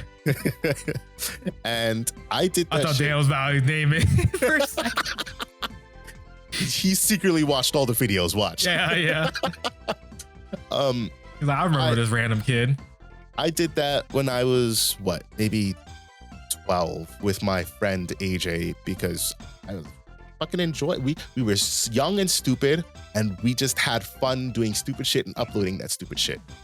And as I got older, I followed that same thing. I do what I do because I enjoy it. I don't do what I do with the sole purpose of making money. If I can make money, awesome. But it's not my sole purpose. And that's basically the core of what we do at DGU. We do what we do because we love doing it. We do the tournaments for two reasons. Number one, it makes money, but that money goes right back into everything that we do for DGU. It paid for the playmats. The only reason we were able to get so many motherfucking playmats back then. It pays for our editor. It pays for all the things that we need for content creation, the Adobe suite, our asset libraries, and some other things that we use. And that's awesome. I'm glad that we are able to say that, but it's not the same for everybody. And that's just the other harsh reality of it. I don't know if enough people think about that aspect of it, both creator and viewer, but that's just such a big thing. Dan Vang, so the question for you then is, I know GFG Tyler has his channel, and I know you're GFG Dan, why didn't you ever embark on that content creator side of things the way that Tyler did? It does not bring me joy or happiness to make content. I'm not gonna lie, man. I have so much respect for everyone else who makes content, which is why, I'm subscribed to pretty much everyone who makes Digimon content. I watch everyone's stuff, but that doesn't bring me joy. I'm not going to be that guy who's like, all right, I just worked. All right, I just practiced, or I'm thinking about playtesting for the next tournament. Let me figure out this thumbnail. Let me figure out this title. Let me figure out what script I'm going to make for the next video. Because realistically, too, I think for a lot of us, when we do something, we're all in. So I know myself, if I start that journey, I'm all in. And I know at some point I'm going to wake up and be like, okay, I got to go to work. all right, I gotta figure out the thumbnail. Okay, I gotta do this part. Okay, I gotta edit. Okay, now I need to compete or get ready and think about what I'm gonna play test for the next turn. Right? It's way too much for my scope, which is fine. I know I like the lane I'm in. It's perfect. Yeah. I tell everybody I'm just a pilot. I'm not a great builder. I'm not like I'll get in the Gundam. Let me know. You build I'll get in the Gundam. I got you. I'm not the one who fixes the Gundam. I'm not the one who makes the Gundam. I'm just in. Sign me up. I'm ready to go. But that's all I'm signed up to do. Don't ask me to go grab the fuel. I'm just here to pilot the Gundam. If you guys have watched Evangelion, right? It's like get in the cockpit. You gotta go. That's it. Yeah. And DGU Dan, for you, why did you embark on this journey with me? Because people sucked at that time. Their thoughts on the game was terrible. We're like, yo, we got way better thoughts. Legit, that was like the very original idea of the podcast. Remember, Varney? Like prior to like Mike and Gino joining all of them, like the original podcast when we first started was legit because we kept seeing content creators' takes on the game, and we were just like, and I was just like, ain't no way this is real. Barney, you and I, we know this game. Let's just start a podcast, start talking about it, and let our thoughts be known, because I think we were probably more level-headed in some of these stupid thoughts that we were seeing at that time. And podcasting was always something I was interested in. I didn't know I would ever actually do it. Same thing with like just content creating in general. I remember when I used to play Yu-Gi-Oh! Heavy, we had a group of us, and there was an idea of starting a YouTube channel for Yu-Gi-Oh! Back then. And so like we were kind of like breaking it down, like, all right, how we're gonna do this, because it's a bunch of us. Like, who do we know that knows how to edit? Who do we know that has good camera, yada yada yada? Like, let's break this down and see if we could do it. And we almost got there and never like hit, the end goal of actually start doing it. But I always had the thought, like, I don't know anything about, I know a little bit, let me rephrase, a little bit editing, but I don't know full enough for me to do it myself. If there was a chance for us to do it as a group, I would have no problem doing my part. If my part is just doing the actual video and whatnot, and even if I had to like create a script or whatever, make the deck profile, make, gaming match, gameplay games or whatever, commentating, whereas I can do that part. I think I could do it. I'm knowledgeable about whatever it is I'm talking about, and I could do that part. Editing, I'll give it to someone else to do it if possible. Yeah. If I want to do it myself, if I was really all in and do it myself, I would have learned how to do the editing. I would have learned how to do the thumbnail, because once I'm all in on it, it's all, I'm gonna do it. I'm gonna learn and do it the best I know I could do. And I'm gonna look at someone else's thumbnail. I'm like, I can do better than that. Oh, his editing, I could see what like his cuts and snips. I could do better than that. I could do a better transition. I could do it. It's just because that's just how my brain works. I'm so naturally competitive about every single thing. And so, like I would have done it, but having that help, having a group, and I think it was more fun that way. And instead of just having to all like take on the pressure doing it yourself, if you have multiple people doing it, I think it's more fun. I think you can create better ideas because you could bounce off ideas with each other. Like, hey, Varney, what do you think about this? Do you think it's a good idea? Nah, Dan, that just sucks. Let's try a different way. Or, vice versa. You know what I'm saying? We can bounce off these ideas and then get to a point where a common ground. I'm like, all right, cool. This is what we're going to do. This is the end goal. Let's do this. And then, go from there. Yeah.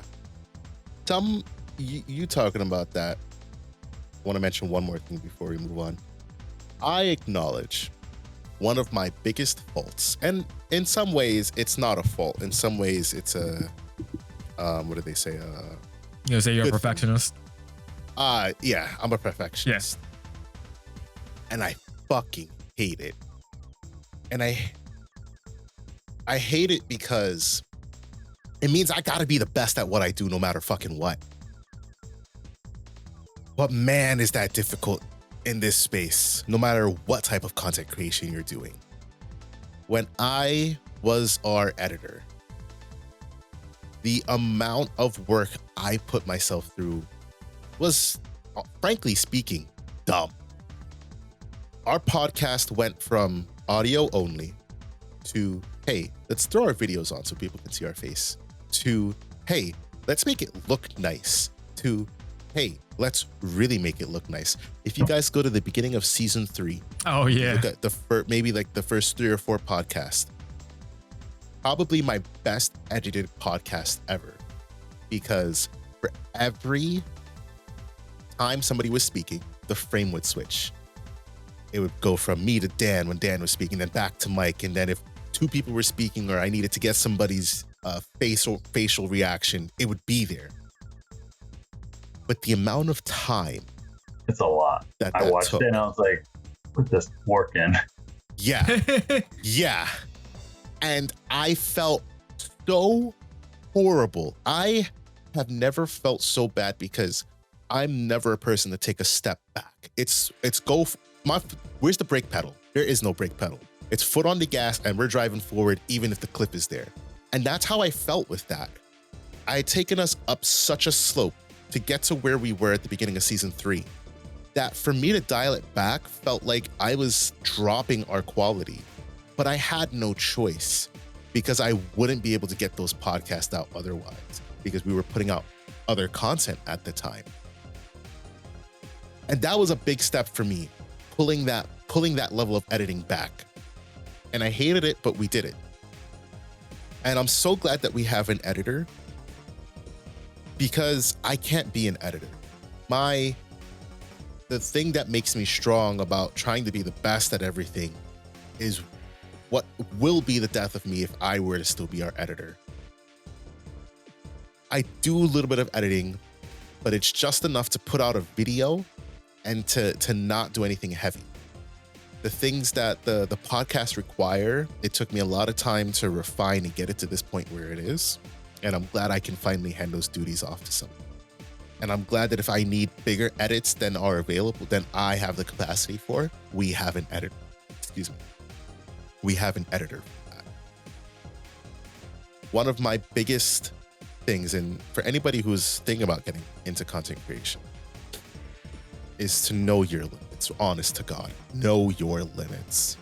Know what you can and can't take on, because there was definitely a point where I was about to say, fuck it all, I'm done, because this is too much. But that was all self-imposed. I'm glad I don't have that problem anymore. Well, I still am a perfectionist, but I don't need to worry about half of those things. So, good. DigiPanda said, there are several types of content creators to consider, and to be fair, I'm going to be partially blunt with my response. Number 1 is the creator that is purely in it for views and clicks. Whether it be bait title or bait thumbnail, anything to get the click and some interaction, whether it be negative or positive. It's all about the money. Sometimes I'd argue this extends to clout and the general I have more subs mentality. Number 2 is educational purposes. This one is more me. I was briefly a teaching assistant, and while I didn't enjoy it much, doing content creation with something that I am passionate about has taught me that I really like learning. And even if I make mistakes, the importance of course is learning what you did wrong and helping others learn. And number 3 is vlogging. Some people want to have a recording of their life and what they've accomplished. Whether people see it and comment on it is purely second nature. This is their mark on this earth while they're here. And while I've only listed 3, I think there are several sub-classifications of creators as well. You could break it down to those who are casual or competitive, those who are fans of the franchise versus fans of the game.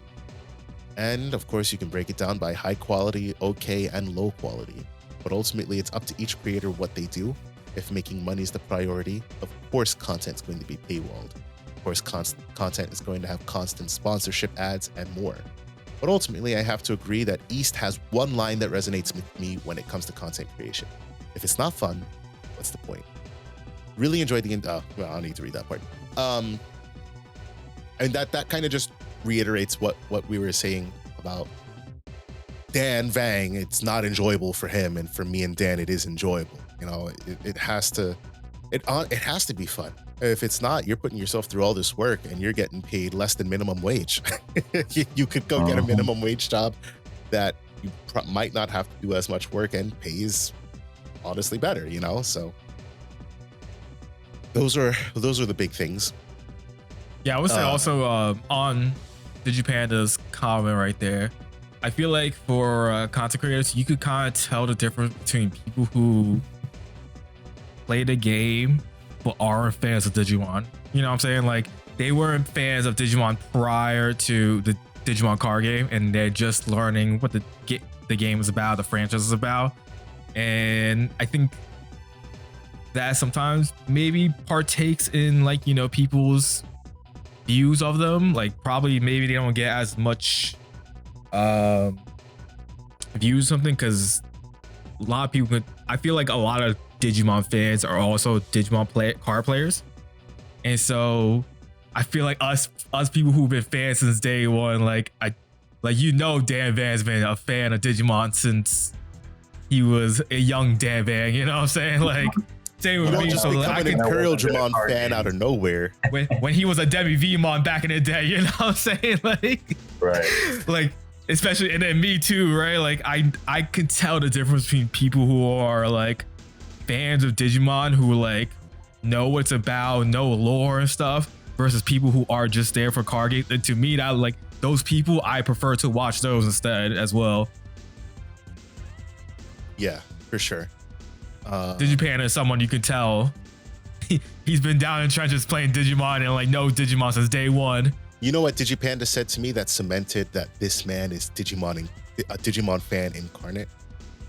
I messaged somebody about a Crimson mode back when Crimson mode got bought out. It was like $2,000. It was lowest listed. I was like, yo, look, like, for real, like, my offer is $400 because you're not selling it for that much. Spoiler, he didn't sell it for that much. Digipanda hit me up and we were talking about it, and he goes, yeah, I need 2 more for my, or 1 more or something. He had at least 2, if not 3, of the Crimson mode SPs. He's like, yeah, I just need 1 more for my collection. And I was like, I'm a Digimon fan, and the best I got is I got a master set of base rarity stuff, except the secrets. I was like, you need 1 more to have your playset just for collection purposes? I was like, okay, Digipanda is the Digimon fan. Like, no.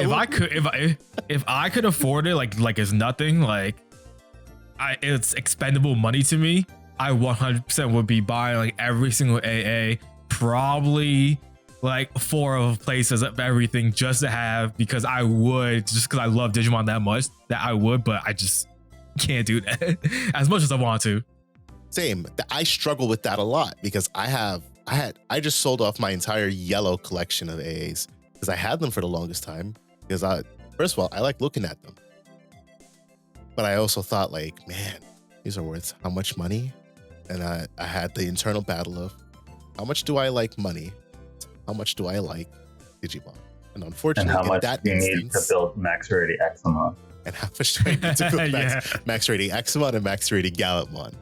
And money won out in that instance.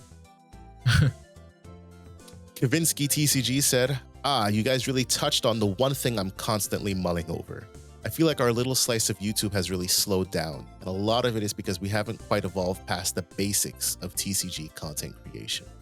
While I respect the grind to a degree in dueling daily deck profiles or market watches, the value proposition isn't there long term.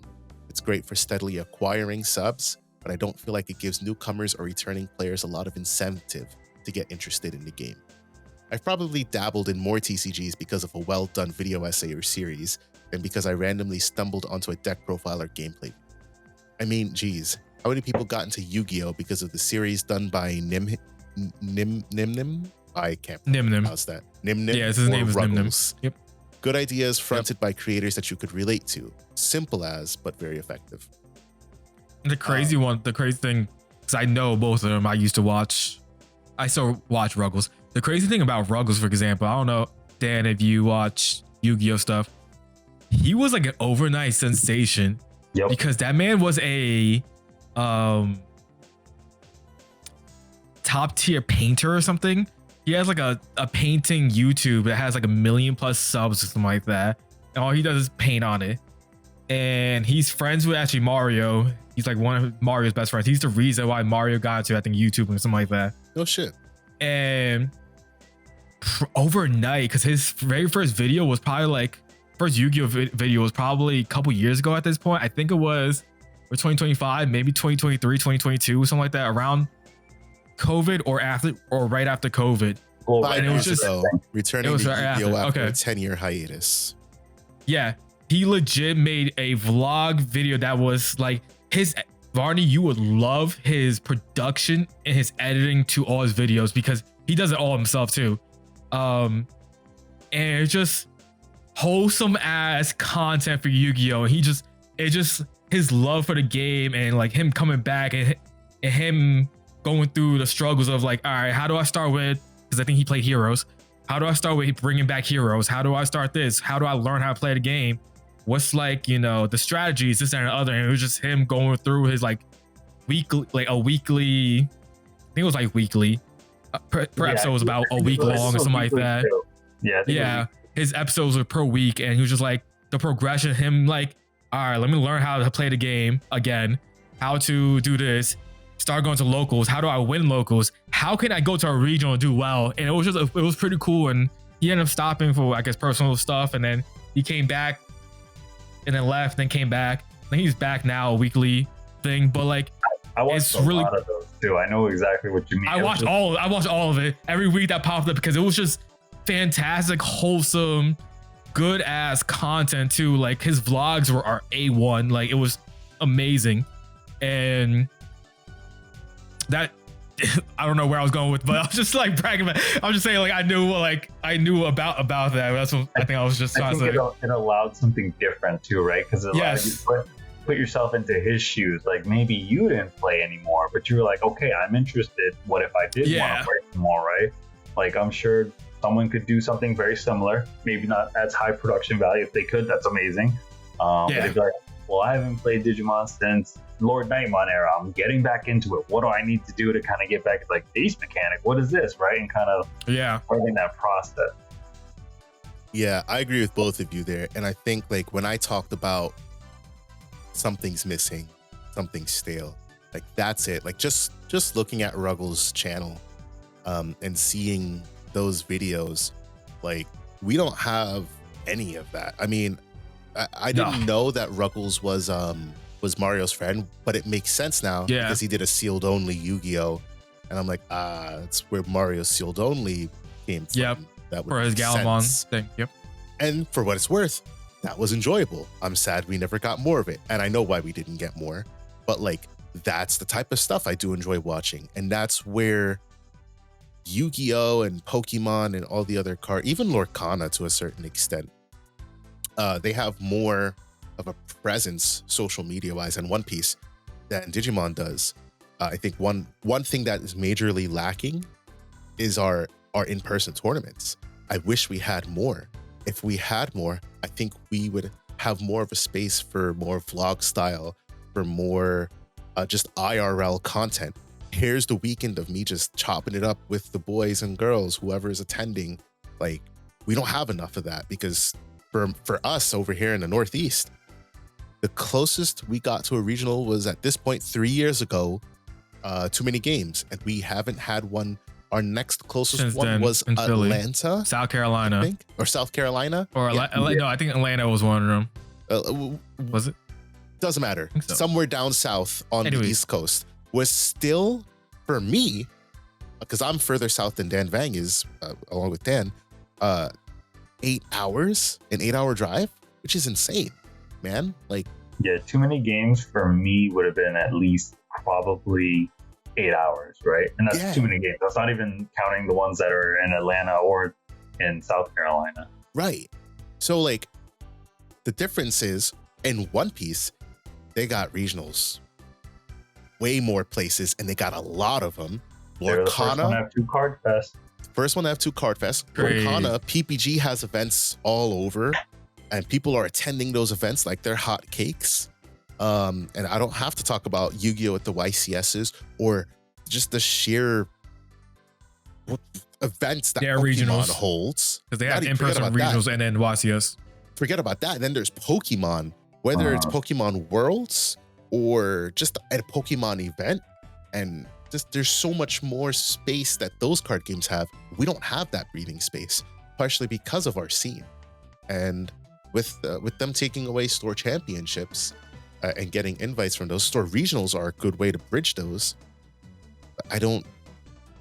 There wasn't enough. There was 8 stores. Good luck getting in, bud. You know?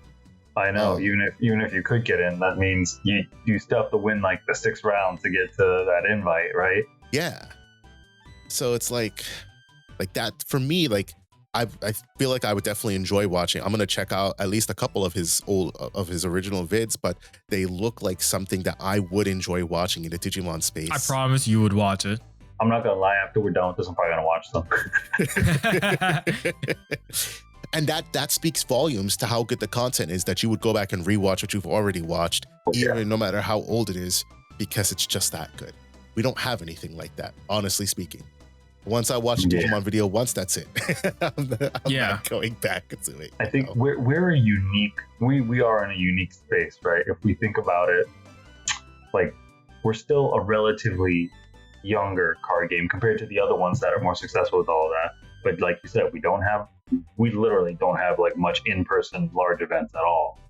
Like we'd be lucky to have like at least one in-person large event every month, which we really don't even have that, right? Lost train of thought. We had something else. We're unique enough that we're probably like one of the few card games that started during the pandemic and actually thrived, right? That's probably why that's probably why like we have so much online locals, like wherever every day, right? You guys throw 2 days, Eagle Nest throws 2 days, right? Everyone had their own thing. For a while, GFG had theirs, right? Mario had theirs, right? It's like it's enough where people know that they can always connect online. Like if you look at the 2020 group, for the most part, like starting from like 10 a.m. to like 3 a.m. Eastern time, our time zone, like someone's playing. Like someone's always playing, right? Oh yeah. And like we're not as a dedicated. Sorry, we're a dedicated fan group. But we're not as a bigger fan group IP wise as like Pokemon, who has like their own online clients anyway, or like even One Piece. Like if you go to the One Pieces where everyone's playing no matter what, but that's just because the IP is bigger, more popular, and it's more relevant as opposed to us who are a dedicated fan base, right? Right. But I do think and agree that if we had more in-person larger events, there'd be more reasons to connect, more vlog styles, or more like someone could do like the Ruggles style training era, right? Yeah. Like, all right, guys, this is the start of 26 season. Let me start from day one. Like, this is what I think I'm going to do, right? Like, I'm going to build Examon and I'm going to start from the ground up and I'm going to see if I can take it there. Yeah. Who the fuck wants to watch that from this room here? Hey, guys, I've got Examon. Today, we're going to play in an online tournament. Yeah. Right. You know? Which is fun, right? Maybe you could do something with it depending on like, you know, but stuff, you lose out on the interactions and you lose out on just the human connection. I hovered over a couple of his thumbnails and this motherfucker was whipping eggs. Yeah. And my thing would be, I walk downstairs and I throw some cereal in the bowl and then I say, all right, guys, we're back in the room. I just ate breakfast. We're about to start this online tournament. He has one episode where him and Triff are like working out like crazy and stuff too. I mean, so that's that. Risu says the best response I can give to the general conversation about content a few people have mentioned in comments is this: you are the content of the channel. If you make a Dex that Bandai left to drown video, it shouldn't matter what DigiPanda did or Avolt, etc. You should make it because you have a passion for that. It's what's fun. It's what makes a video fun and valuable. I'd like to think most people subscribe to the person. The video content comes second to that. True, yes. My battle is I do want people to subscribe, but I need to make content that people want to subscribe to as well. I need a drive for the people who don't know me. The people who know me, yeah, sure, they're here because it's us. But I need something to pull in the people who haven't given us a chance just yet. That's the battle. That's my battle. Impact Entertainment says, So the number one thing I want from Digimon content creators is more consistent content. A lot of what I see of videos that are far apart from their previous one, and for me personally, I would like to see more videos be put out there so the game could see more light at the end of the day. Another thing I'd love to see is more collaborations with each other. It can be gameplay or a special guest. Hey, Dan Vang, even though you're not a creator. Hey, Dan Vang. And a podcast just to show other communities that in the Digimon TCG, we help each other out. Love the channel pod. Love to see you guys there. Would love to see you three with DigiSean on a podcast or even a 3v3. I think that'd be awesome. If you're not aware of them, I am aware of them. As a matter of fact, DigiSean plays in our TBL knockout tournaments. Wink, wink. Oh, yeah. He does, yeah. I highly suggest to check out their channel. They do a podcast too, Omni for Game. Shout out to them. Thank you guys again for the good for the podcast you put out for people like me who are very busy, blah, blah, blah. Appreciate you. I saved the best Speaking of... Oh, sorry, go ahead. I was going to say, just speaking of collab, we got a collab coming up with a couple other content creators for Digimon. We do. Let me tell you, it's so hard to coordinate because life is just so busy for all of us. We do have a few collaborations that we're supposed to do for both podcasts and other content. Yeah. Is it a sing-along? No, it's a sing-along part to the 2 Digimon of rap. Jeopardy. The Digi Jeopardy. Oh, dude, I'm a big fan of the Jeopardy one. That didn't get a lot of views, but so half of the statistic is views and the other half is your like-dislike ratio. And that video only garnered maybe like 400 views. I'll pull it up right now. Because I think that's tough, right? Because that's more of a lore aspect. Like people are involved as it, and like we're the fans. Like we're fans. It's like, not for the card game Yeah. players. It's for the Digimon fans. Correct. Right? Yeah. Correct. Oh gosh. Hey, we had Digimon card questions in it though, you know? Yeah, of course. But it's like, who can you remember which tamer threw a fist at another tamer? Yeah. Right? Things like that, right? Like things like that. We had, I think it was like, I remember, I think one of the questions was like, what is your evade or something like that, stuff like that. So that video garnered 436 views. So not a lot, relatively speaking. Right. Wow, that was almost a year ago. That's crazy. But it was fun as fuck to do, though. 33 likes. It was fun as fuck to do. And as a matter of fact, as I say it, I've rewatched that video at least 2 times. Because that's the type of content that I just watch for the fun of it. And it sucks because that's not card game it's not card game specific content. So the vast majority of our audience who are watching for card game content, they're just like, this is a Digimon card game. I don't necessarily care. But to the point of making content that you like, no matter what, we do have another one planned because we said it was fun for us. And the people who did watch it enjoyed the living fuck out of it. And people were like, yo, like, I want to do that. Shout out to Spoiler.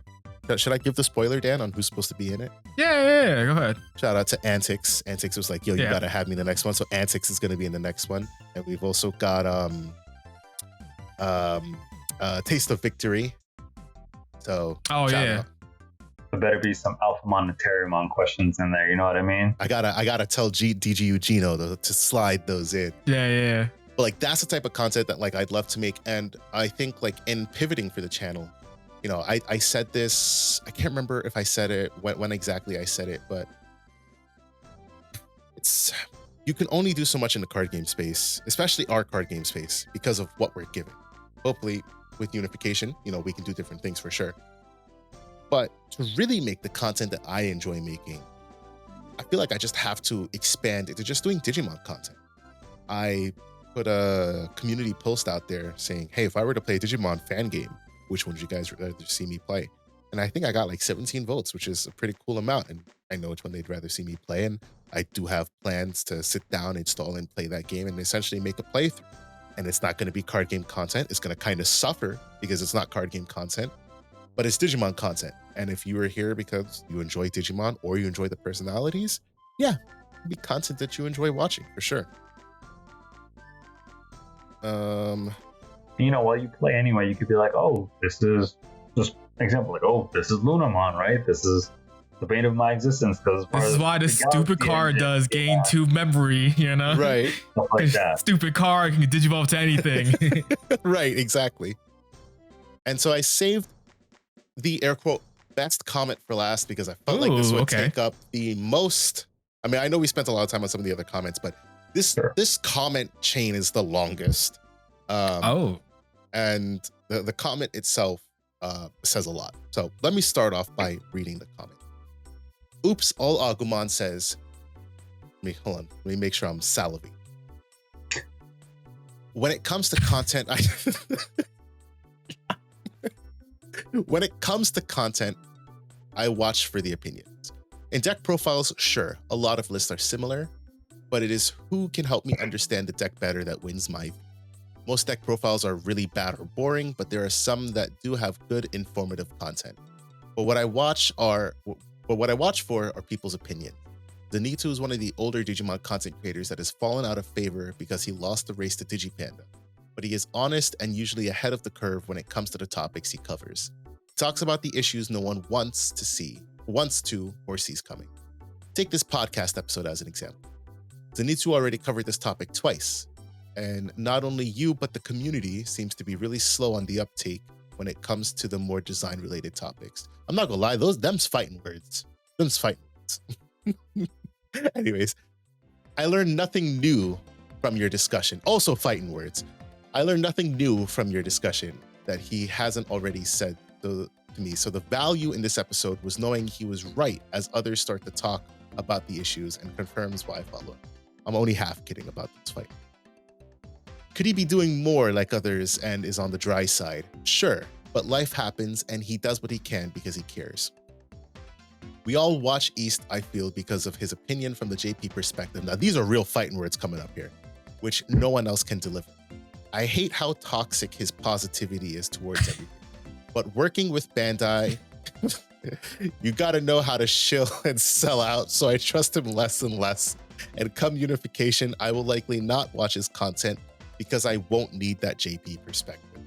I watch a little of everyone here and there just to try to get a pulse or read on what others think about the game, as I have been struggling with it more and more as it feels we are playing less of Digimon and more of Yu-Gi-Oh! And it is interesting hearing others' thoughts. Before you comment, go ahead. You can comment, Dan Vang. I was gonna go first because mine will be shorter. Go ahead, Dan Vang. Obviously, everyone's entitled to their own opinion, but like that latter paragraph, I just pulled it up too, just to read along a little easier for me. But yeah, that latter half, it's like, that's the person that would like get bit by a zombie and not tell anybody. They're like, nah, we're cool, man. No. It's just scratch. We're good. Yeah, that's crazy. That's crazy.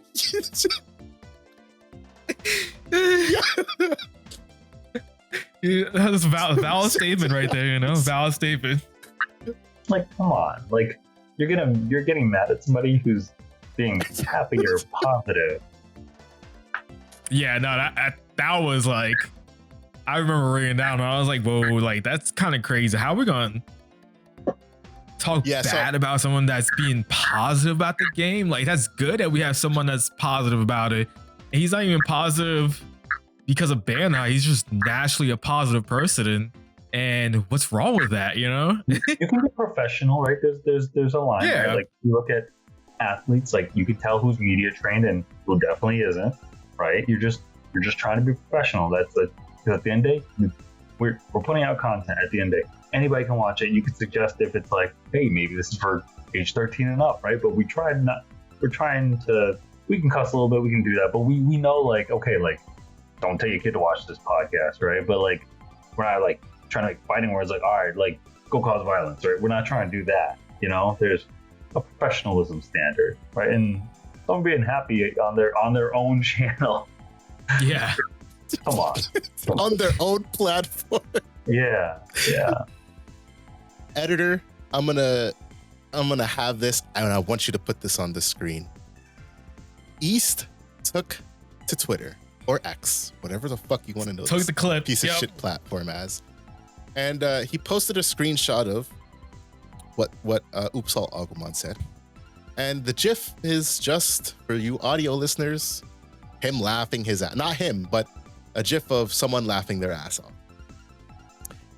And I think that kind of says it all. I mean, he wrote, so East didn't comment on our video, but he did write an article. The article would be linked in the description down below. You can check this out in your own time because it is way too long for me to read here on pod.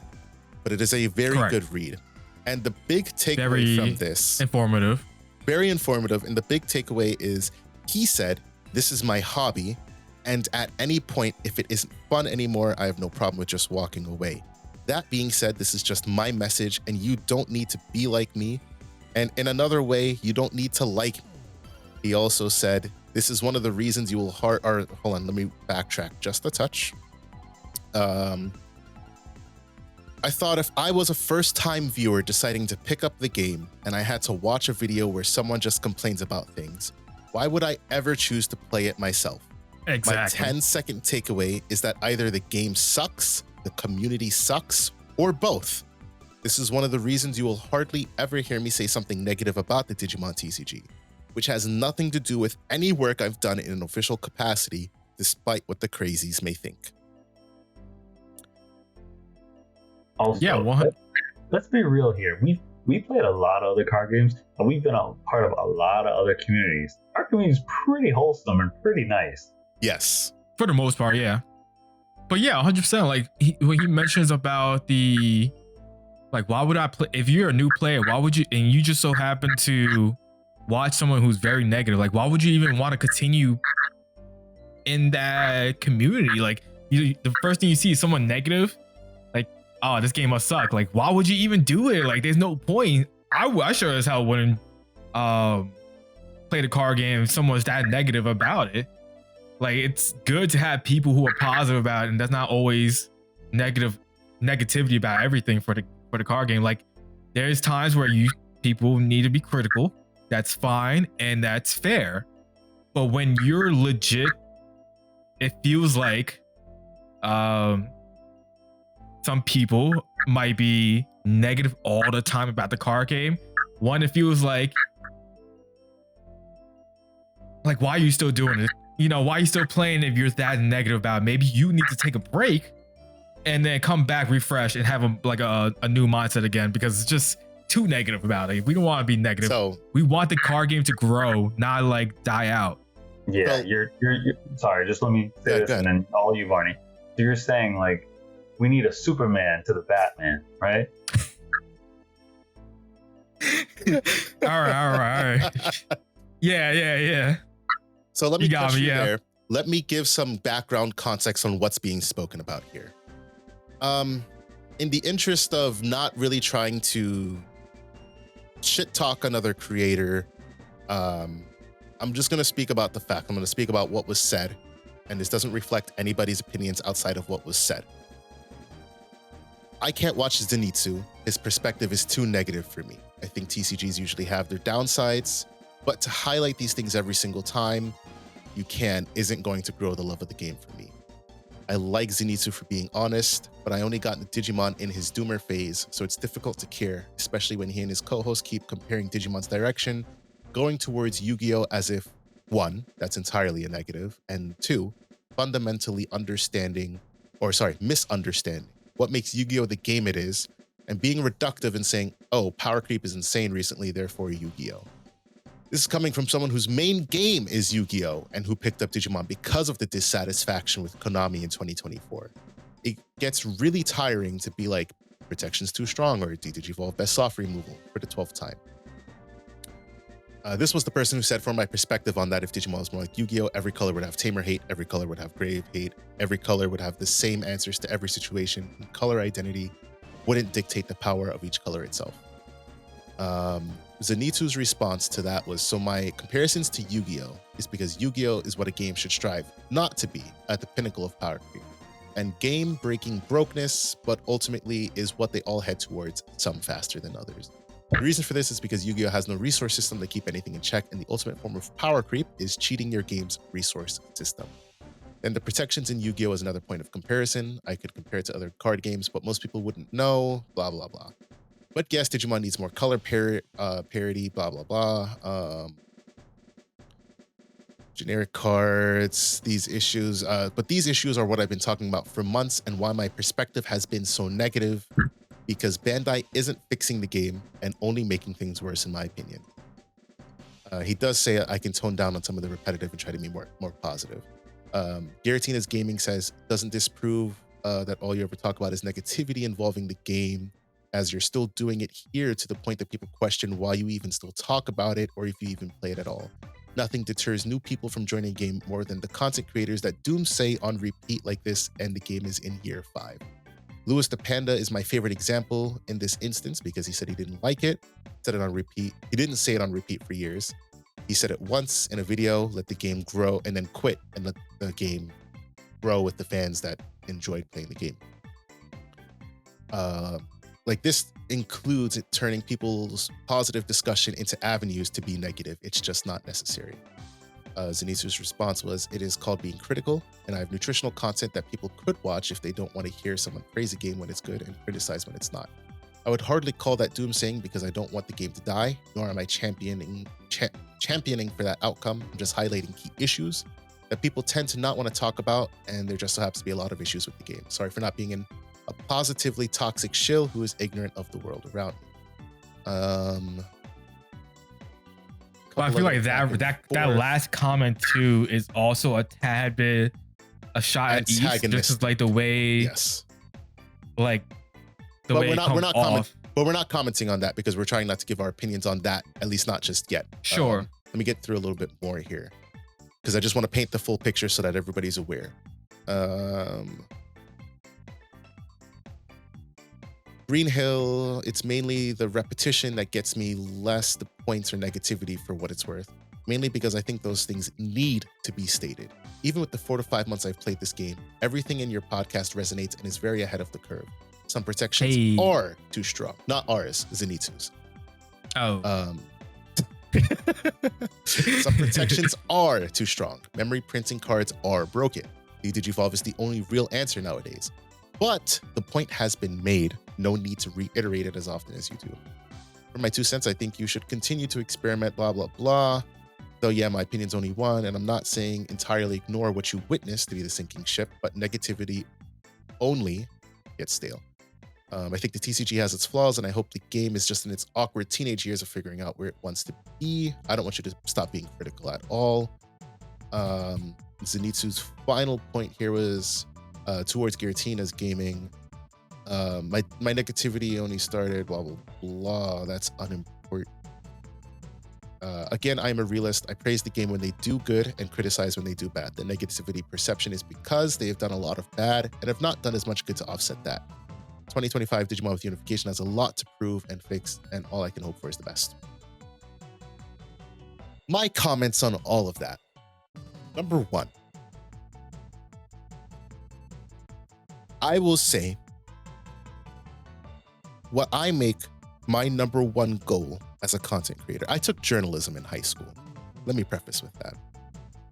And I enjoyed journalism a lot. There was a slight point in time, journalism kind of coincides with content creation. And there was a slight point in time where I was like, I might enjoy doing this. But number 1, at the foremost, the number 1 thing is journalistic integrity, right?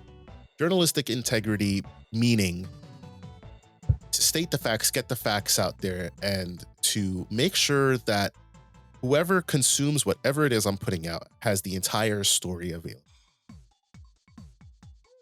I keep it real on these pods. I don't hold my tongue.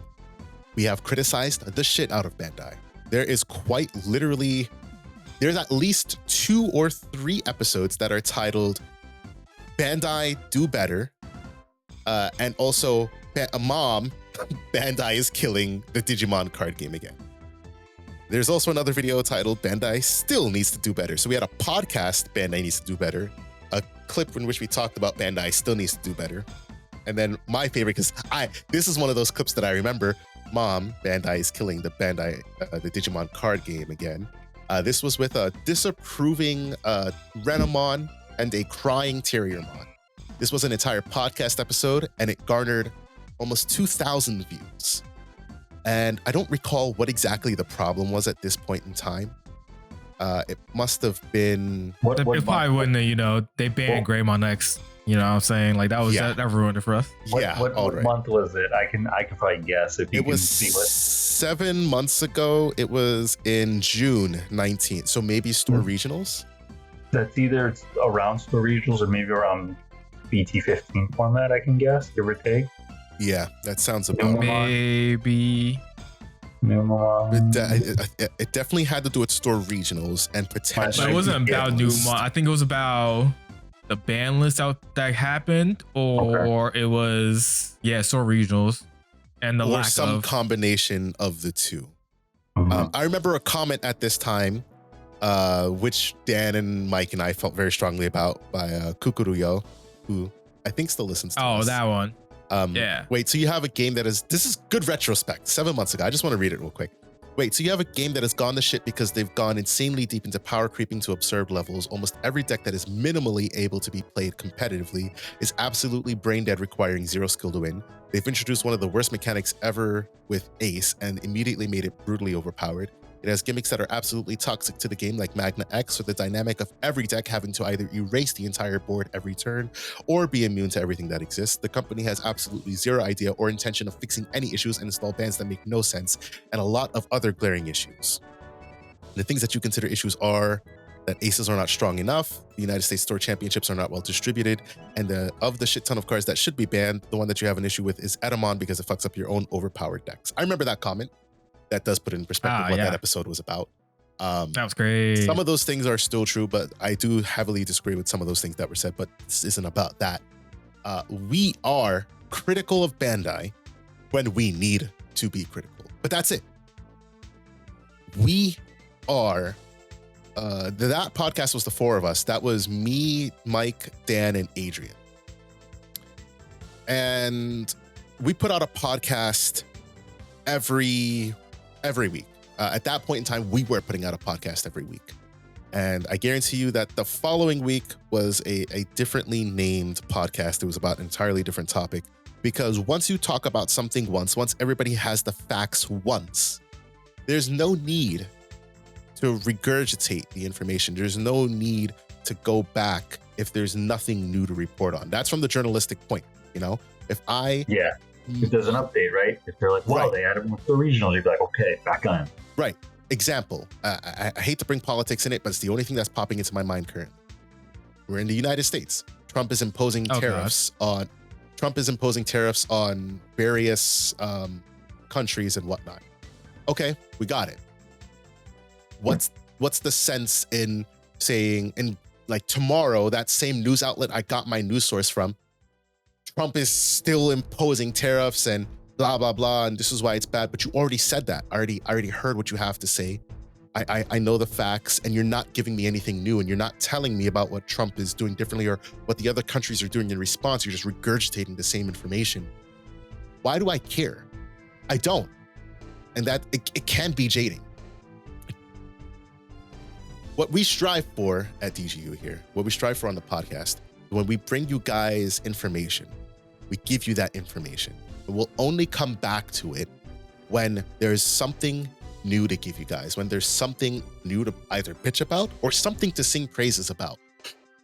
Recently, if you watch our Card Game Fest 2025 recap, we actually sung the praises of Bandai. We may have shit on Play TCG for their handling of the event, but we did say that Bandai did a lot of really good things. We said it was a much better event than last year. We said we're glad to see that. We're glad to see them embrace the theatrics of the entire event. And we didn't criticize. We said these are some things we'd like to see, but for somebody who would be popping in and watching us for the first time, if that was their first video, they're not going to see us shitting on them. They're going to kind of see just they're going to see us shitting on Play TCG for sure, but more constructive criticism of Bandai. And you can go back and you can watch other podcasts and see, oh, we do have another one as well. Frustrations, #DoBetterBand. That was the point in time because we just kept getting new stuff. It was just like, damn, Bandai really doesn't care. And so we'd come back to it if there was a reason to come back to it. Those episodes were 4 apart, so about a month apart. So yeah, we definitely would have got new information in a month's time to come back to it and say, hey, it's not getting any better. We need to improve on this. But, you know, to what people have said in the comments and to what Zenitsu has said, I agree. We do need to make sure that these are topics we're talking about. But at a certain point, look at your content and ask yourself, what can I do? If let's put it this way, right?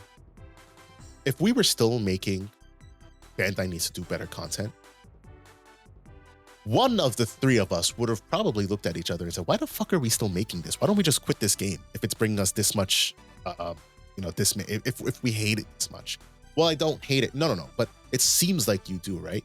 And if people were to come into our podcast and hear us talking about it like that for multiple podcasts, then it's like, damn, I don't want to listen to these guys. They're so fucking negative. And it's not to say that negativity is a bad thing. Negativity is a very good thing. It's good to be critical. It's good to bring awareness. But you got to temper it, at least in my opinion. You know, to each their own, to each creator their own. But we strive to bring you the facts. We strive to sing praises when they're due and fucking give the negativity when it's not. We acknowledge that, you know, we might not ever be affiliated with Bandai because we have called them out on 4 separate occasions of various podcast topics. But it is what it is. We know what we hold true to ourselves. We know the way that we feel, and we know what the love is we hold for the game. And for me, the biggest thing about being a content creator is I want to give people a reason to play the game. I don't want to give you a reason not to play this game unless I hate this game, and I don't hate the game. And if I hated this game, I'll be honest, I wouldn't even make a video telling you why you shouldn't play this game. That's not my space. No, there's no point. Like, why ruin it for someone else? Exactly. If I hate it, like, if someone else enjoys it, I'm not gonna ruin their joy just because I hate it. That's just I'm not gonna. Wrong. I'm not gonna make a video. Like, that's titled, not even like. I hate the Digimon card game. Even like, this is why I quit. You're not even like a good person if you're doing that. You know what I'm saying? Like, how can you be okay with trying to ruin someone else's joy, whether you dislike it or not? Like, that's like saying I hate Yu-Gi-Oh now and I should make videos on why other people shouldn't play. You know what I'm saying? Like, exactly. That's just dumb. Like, it doesn't, like, I don't hate Yu-Gi-Oh for the record, but I'm just saying, like, in general, like, I still enjoy playing it. I'm not gonna lie. I just, like, it just doesn't, like, make sense to me. That's why I mentioned before, you kind of like was like, hold on, let me finish. Like, if you're gonna continue to be that negative about it and like that's your thing, like, it doesn't come off like you're enjoying it. Like, do you want to do this? Do you want to play Digimon? Yes or no? Is that, like, maybe just take a break. You don't have to like be playing the game 24/7. Like, burnout is real. If you feel you're burnt out because of the things that's going on, just take a break from it. Take a break from even the content. It's called take a break Burnout from even the. Yeah, that was my burnout. That episode, I believe, or yours, because you had 2 episodes. We had you burning out. Was that the one that was me or yours? I don't know. It's one of us. Okay, whatever. If it was last year, it was probably me because I died for the whole year. Anyways. You took a break. You took a pause. Yeah. Maybe the format just wasn't what you liked. It was like maybe the other things were going right. If there's a format you don't like, take a break. 100%. And we exist in a time where there's so many card games, so many other things to do. Right? You could be like, you know what? I got smacked the locals. I went 0-3. I don't like this format. If you gotta wait, you gotta wait. Go play Fortnite or go play something else or do something else, right? And you'll come back when the new format starts in a month or 2, and you'll be back at it. 100%. Even if you don't want to play, even if you're not into other card games, just take a break from it. Like, take a break from the content creation. If you feel like you're just being too negative about it, just everything. See, maybe, you know, a month or 2 time, you know, you enjoy doing it again. Yeah, you enjoy doing it. Go do something you like. Maybe you'll miss Digimon enough, right? That's yeah, really sure. Once you start playing it again, you're like, all right, let me try again. Maybe it wasn't so bad. Maybe exactly. A lot of external factors are going on. Yeah. Realistically, this is the best advice I can give to a lot of people. Maybe sometimes go outside, touch some grass. It's okay. Touch grass, yeah. It's okay. 100%. So, yeah. So, and just to wrap it up, to touch on the East part of it, because that's something I didn't get to talk about. We had the absolute pleasure of being able to have East on podcasting. And talking that man's an awesome person in person. Was such an experience because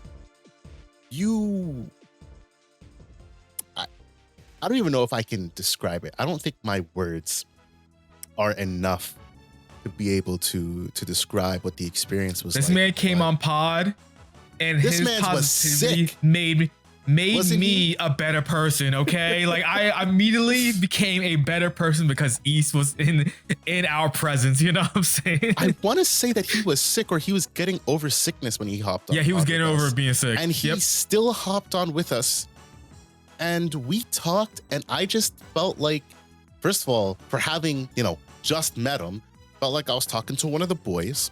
Didn't feel like there was anything I couldn't have said. Was able to ask any question. It felt like everything was open to be able to converse in whatever way that we wanted to, like positive. He's just naturally a very it's just insane to me that uplifting person, I guess you could say. Like he just naturally, like, that's how he is. Like his outlook on life is just how that is. Like he's a cup half full type of person. Like everything is always positive for him. So like that comes off on his videos too, just because he's just naturally like that. He's naturally a good person. He likes to give. He likes to, do these type of things. And like he just Superman, doesn't it? Oh my god! And it sounds like he's Superman with a personality. And it sounds like we're coming to East defense. And I mean, I'll be honest, like, yes, we are. And it's because we like East as a content creator, but also because we have had the pleasure of speaking with him. And yeah, we're not living in East area. We're not conversing with him on a day-to-day basis, but we know enough about him and each other as a content creator community to call out the things that should be called out when we feel they're right and when we feel they're wrong. You know what the facts are, and if you watch East, you know how you feel about him. And Oops All Agumon is entitled to this opinion, but I'll say this: I'm not as positive as East, but on a scale of like toxic negativity to toxic positivity, I'm like maybe like halfway between like neutral and toxic positive. Because I always try to have an optimistic view on life and things, even when things are looking down. I mean, there are things going on in the world right now, and it's like, talk to some people and it's like, oh, the sky is falling, the world is ending, so to say. And I'm like, me personally, I'm not somebody to look at it in that type of way. I'm trying to look, I'm not looking at the glass half empty. I'm trying to look at the glass half full. I'm trying to see all the positives. I'm trying to see what can keep me going, because I am the type of person where, yeah, when I get bogged down with the negativity, like it does bog me down. It gets me in a headspace, and I don't like being in that headspace. And we're talking about content creators here. We're talking about a content creator space for a card game. I mean, we should be critical. We should be negative when we need to be. But to say to toxic positivity is not something I've ever really heard somebody complain about. So it's just insane. Like that's a first for me. That's all I'll say about that. That's a first for me. It's no skin off East back, because he's gonna keep doing what he's doing, and it's no skin off my back, because I will keep doing what I'm doing, whether I am positive or I'm negative. We keep it real 100% of the time. That's what you can expect when you come to listen to DigiPod, the digital podcast. We don't hold any punches. We hold some, because there are some things that should not be said on air for everybody to hear. But if you want to hear those things, we talk a little bit more openly in Discord, so to say. We try to foster, and I think that's the most important thing, right? We have fostered, I want to shout out our Discord. There are fucking fantastic. I was just talking about this earlier in the day. I love that we were able to foster a community of people that enjoy being in our community. I love that we have a dedicated group of people who basically talk in our Discord every day, who play in our tournaments, who when something happens, it's, yo, you see this? And it's in the main phase TCG Discord, not Digimon 2020, not whatever other, content creators Discord you're a part of. It's ours. And every content creator has their community. DFG Tyler's space was popping for a while when he was running tournaments, and that was the place to be. Huang's fucking Discord, bro. Huang's Discord might as well be Digimon TCG 2020 and a half, like that's how poppin' his Discord be. And that was before DCGO, let alone him, starting DCGO. And it's cool. It's awesome seeing people want to give their time to these spaces that we as content creators who want to cultivate a space, are cultivate. And that's the big thing at the end of the day. For us at DGO, we want to foster a community for you as the viewer, whether you're new, you're experienced, whether you're still into Digimon or you quit, that you enjoy being. Because, at the end of the day, man, it's a card game. Like, I'm gonna let this stress me out. Nah, I'm a criticize where negativity is due, and I'm gonna go about my day otherwise, because I got all these other things to worry about. I got a family. The council of Dan's got families too. We got other things to be worrying about. We don't need to be harking on this and be like essentially losing our mind on this. No, we do this because it's fun. We do this because it brings us joy. Other content creators, and we love it. Generally speaking, feel the same. And yes, we love it. So, toxic positivity. Take it all day, every day. I can just say that I heavily disagreed with that comment. We're long as fuck, so I'm gonna try to get us off there. Yeah. The only thing I want to ask Dan Vang before we leave is I am interested to hear your thoughts on this right here. We made a podcast, and I think that one is our most popular podcast to date. We said, "Is Digimon becoming Yu-Gi-Oh?" And it was a picture. This is another one that resonated with me. It was a picture of Magnamon X, but on a Yu-Gi-Oh card. That shit popped off. So Dan Vang, I'm curious to hear your thoughts on if you think Digimon is becoming like Yu-Gi-Oh based on your previous playing Yu-Gi-Oh experience. It is not, in my opinion. I think, like we said, there's similarities that you can think of, right? We have hand trap, we have this pseudo protection, but I don't think we're going to get to the power creep level Yu-Gi-Oh has. To be fair, too, our game is a lot more affordable than a lot of meta decks in Yu-Gi-Oh, right? Like, maybe at least every year, there's at least like a set of staples you'll need that's like, if you get those 3 staples, that's probably like 4 Digimon decks, low rarity, or more, right? Right. Like, that's a big difference for us, right? Like, you can and a lot of the, like, example, like Gallimon, that's the expensive tier 1 deck right now, right? But there's a lot of other tier 1 decks that you could still play that are more affordable. They may not be the new shiny toy, but you can still play them. Yeah. Like, there's a lot of stuff. We'll see about that in about a month or two. But yeah. But realistically, right? We could play a lot of still tier 1 decks. It's just not as meta anymore because more people want to play the new shiny toy, right? Whereas for Yu-Gi-Oh, there is, you guys can agree because you guys keep over the meta at least, there is some diversity, but a lot of stuff is the new shiny toy that you gotta buy, that you gotta get the staple, or at least if you don't buy the deck engine core, you gotta buy the new staples of something, add to your old tier 1 deck. Correct. Yeah. That hurts a lot more in our sense, right? So I don't think it's gonna ever become it. I think maybe one day they keep looking at mechanics, like, right? And like anyone, like any card game company will look at other card games like, oh, will this work for arcade game? Maybe it will, maybe it won't, right? Like, at some point, they figured out, like, okay, counter timing, hand traps, like, that's existed in Masters, right? There is counter timing. It's just when with an option card or extra card, right? They just figured to do it with a monster card this time instead. Yes. Yep. But I don't think I don't work for R&D. I don't think we're gonna get like an Ash Blossom or anything crazy coming. You know, like I don't think it's gonna get to that point. I do know for Gundam, spoiler for Gundam people, you know, they do have the action cards, right? Where you can play that after the attack, so that's still like counter timing, or you can play it at the end of a turn. So that's not like negating something. It's just, okay, my opponent ended the turn. All right, let me try to use the action card to do something as preemptive, but it's still a different window, if that makes sense.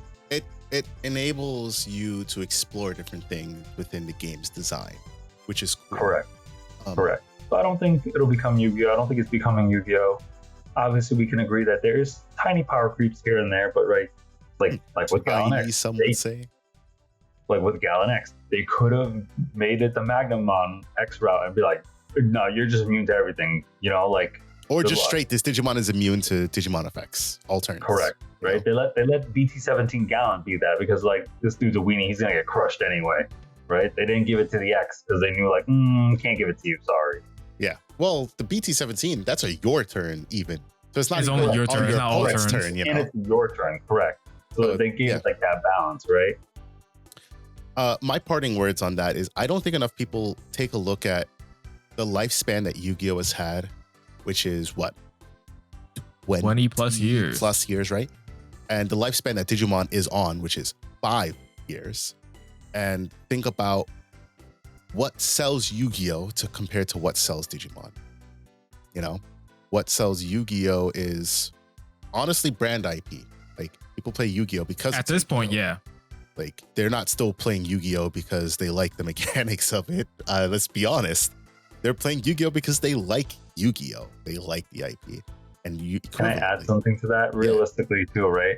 In comparison to prizes, right? No one's trying to buy this tier 1 deck to get an air fryer, right? Like you're trying oh my god, like no one cares. Everyone could care less. Be like, people do it for the clout. People do it for the love. Like no one cares. Like that one dude. I don't know his name. Sorry, man. Shout out to you. But top two tournaments. So he has 2 air fryers. But he doesn't care about that, right? He cares like he top flight. Yeah. A whole air fryer, like, you know, insane. Yeah. I don't know if y'all know who were like the good players, but his name is Jesse Cotton. That man is like arguably the best Yu-Gi-Oh! Player currently in the world for the last like couple years. That man's probably won multiple worlds, multiple YCS, and he probably has too many accolades. Realistically nothing to show for outside probably some winning cards. Outside of that, like, it's crazy. He just does it because he loves the game, you know. Right. He did play One Piece for a little bit, I think. Oh, he actually, I didn't know. I think he dabbled in it real quick. I don't know results or anything, but I know he dabbled in it real quick. Right. But yeah, he did it for the love, right? Yeah. And that's what we all do it for at the end of the day. As long as Bandai doesn't acknowledge this as anything, the pricing could be crappier than it is now. I'll still play this game till the wheels fall off. Bandai, this is not an acknowledgement to make the pricing work. Actually, I will use this as a platform for negativity. Bandai, why you took cereals away from us, man? Fair. So let's talk about that real quick then. If we're gonna Dragon Ball Fusion World, the new cereal is 1 to 1500. So any top 32 gets that Goku Daima cereal prize. Is that what you want, or would you rather just have 0? If I was given the choice between those two, I want the top 32. I want that cereal because it's something unique. How many people can say, "Hey, here's my cereal card from when I topped"? Let me put it this way. I'm not gonna lie. It's very enticing to just try to go into a Fusion World tournament. Hopefully, I can just go like. Well, right, X2, exactly. top 32. Let me put it this way. I think you go X3 and still make top 32. Probably in Dragon Ball. That's tough. I have made top 32 for Digimon like 3 times, I believe. And realistically speaking, I have nothing to show for it. Outside of, I made top 32 a couple times. I won a regional, and I have 1 playmat to show for it. And I got shitty champion cards that I sold. Because that's because you decided to win one at the worst time. Yeah, at the worst possible time. If you would have won at the end, oh my god, that would have been some good cards that year. Or if I won last year, I would have had a cereal Omni to show for. your champion cards were the champion level ones, right? The level for like the Growl and stuff like that. The crappy Geo Gray, the crappy Raymond. I still have mine sealed too. I was like, no. Luckily, a guy wanted mine for some God-given reason, and I was like, you know decent price too. Just take them away from me because I don't care. That's all I have a playmat. That's what I have to show for my regional win, and that sucks. I wish I had a serial Omni to show. In the same vein, I made a top 32 with Beelzemon. I made a top 32 with Magnamon armors. I think I had 2 top 32s with Beelzemon actually, or some other deck. And I don't have anything to show for it, honestly. Finalist cards, whoop-de-doo. They're not played. They don't even look nice because they were just like recolored bullshit, you know? In One Piece, when you top, no matter what you're topping at, you've got something to show for it. You can say this alt art. 64 cards are pricey. Yeah, this art. I top 64'd for this art. I top 32'd for this art, and I got something like that's. I wish we had that. I don't mind. I would prefer it to stay. It was top 8 for Omnis. I don't mind top 16 for Omnis, but that would probably extend it to like 1,000. So I'm okay with top 8 for Omnis. But even so, there's just more that they could give us for top 32, you know? There's more to acknowledge the work that is put in to get. Look, I got my cool top 32 your Ukomon, man. Yeah, your finalist stamp Ukomon, but like what if instead of it said finalist, it was just this unique art, like even more unique than that. Like it was a full art. Imagine that art if it was full, didn't have the stamp, it was textured, cool. Like that would be hot, you know? So yeah. Anyways, yeah, that's another. Do the survey. You want more serial cards in that survey. I did, and I also said I wanted uncut sheets because I think those are fucking cool. I would totally have an uncut sheet on my wall. They did get that as a multiple choice option, so that's good. They did, and I also One put an Piece gets it. Stingmon, so there's that. They're listening. I know they are. You put what? An alt-art Stingmon. The starter deck Stingmon still does not have an alt-art. It's just a common. He's like, how dare my deck be filled with common still? Unfoiled peasantry. Yeah, right. So with that being said, let's wrap it up. Let's call it a day. That is it for today's episode of DigiPod, the digital podcast. Council of Dans, thank you for gracing us with your presence. We appreciate your inputs, both of you, but especially Dan Vang, because fuck that other guy. Yeah. Who cares about that other guy? Who cares about the other Dan? We got the superior Dan here. The 5-time national champion. Purple hybrid deck profile again tonight. Hey, that was a good one right there. Whoever made that one, man, that man was fire. Maybe we'll watch the D-Reaper one. My bad. Maybe we'll watch the D-Reaper one. That was pretty good too. That was solid too. That came out of left field. I was like, oh damn. Man, I wish that was top 16. Like I wish I had the good breakers for that, just to say like it was top 16 for sure. Like just to comment on it again. All you have to show for that. Luckily, you got your invite, but if you didn't get your invite, oh my god, I would have had sick. Nothing to show for. That was where I got the Uko from. That's the Uko's from. All you had to show for that was the Ukomon. Yeah, and that was hard work you put in with both the deck building and the deck itself. You know. So, anyways, that is it for today's episode of DigiPod, the digital podcast. Thank you guys for listening. We appreciate your time. Until we talk to you guys next time. Peace out. Catch you on the next one.